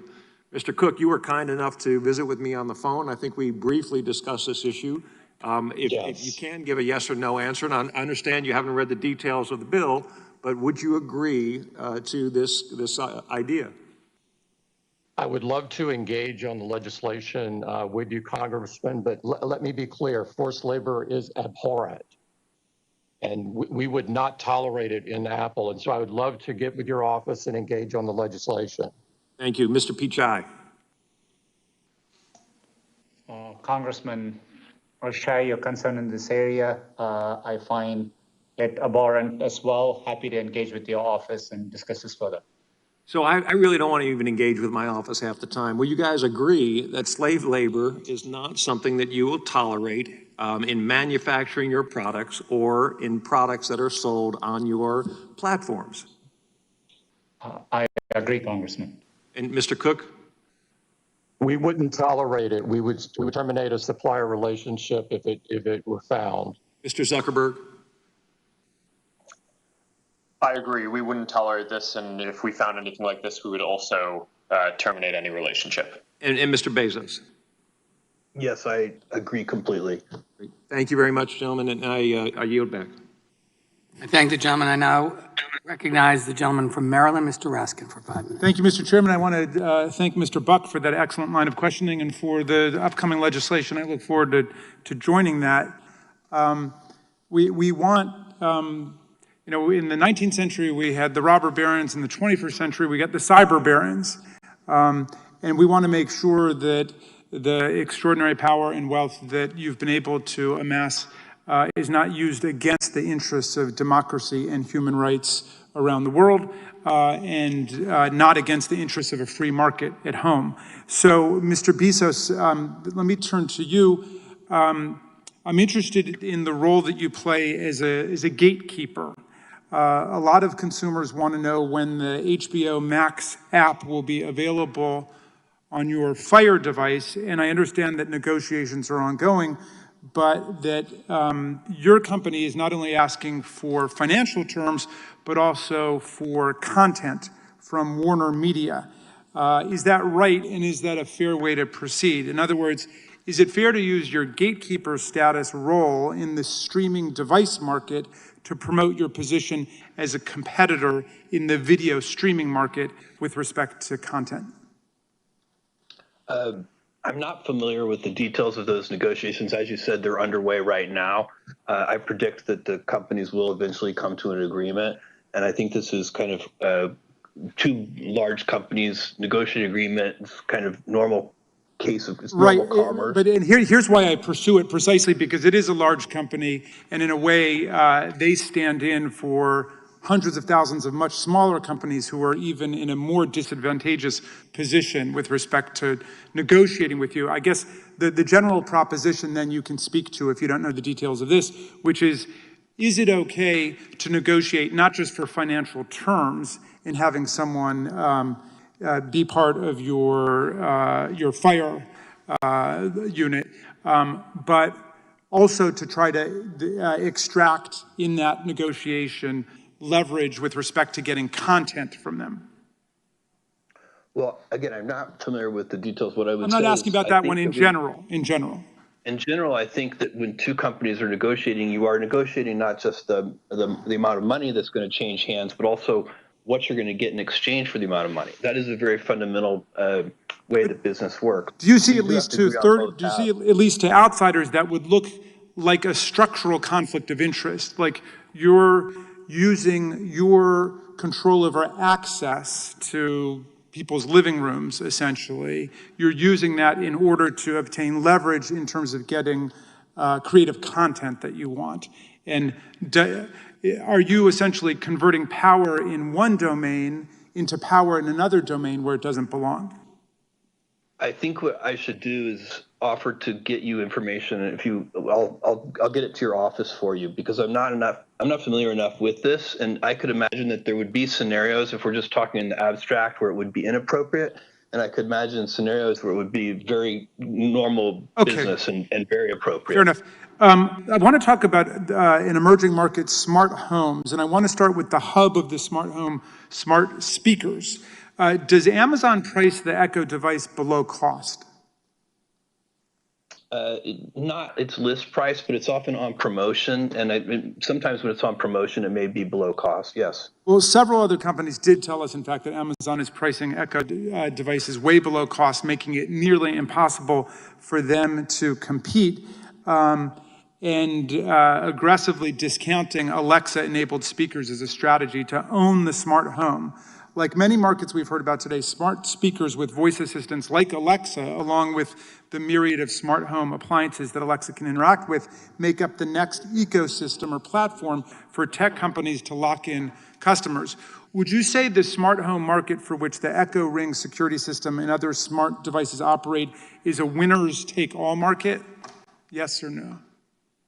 No, I wouldn't, especially if we're able to succeed at what we want, which is we would like our vision for this is that smart home speakers should answer to different wake words. So when considering the acquisition of on a case by case basis, and I think in that, just to Phoenix, I think it's important if we could achieve that. Then I think you would get really good behavior on the part of competitive voice agents helping you. When you were looking at acquiring Ring, you wrote to your executive team, quote, "We're buying market position, not technology, and that market position and momentum is very valuable." So if smart homes are not a market with lock-in effects, why would a leading market position and momentum be so very valuable?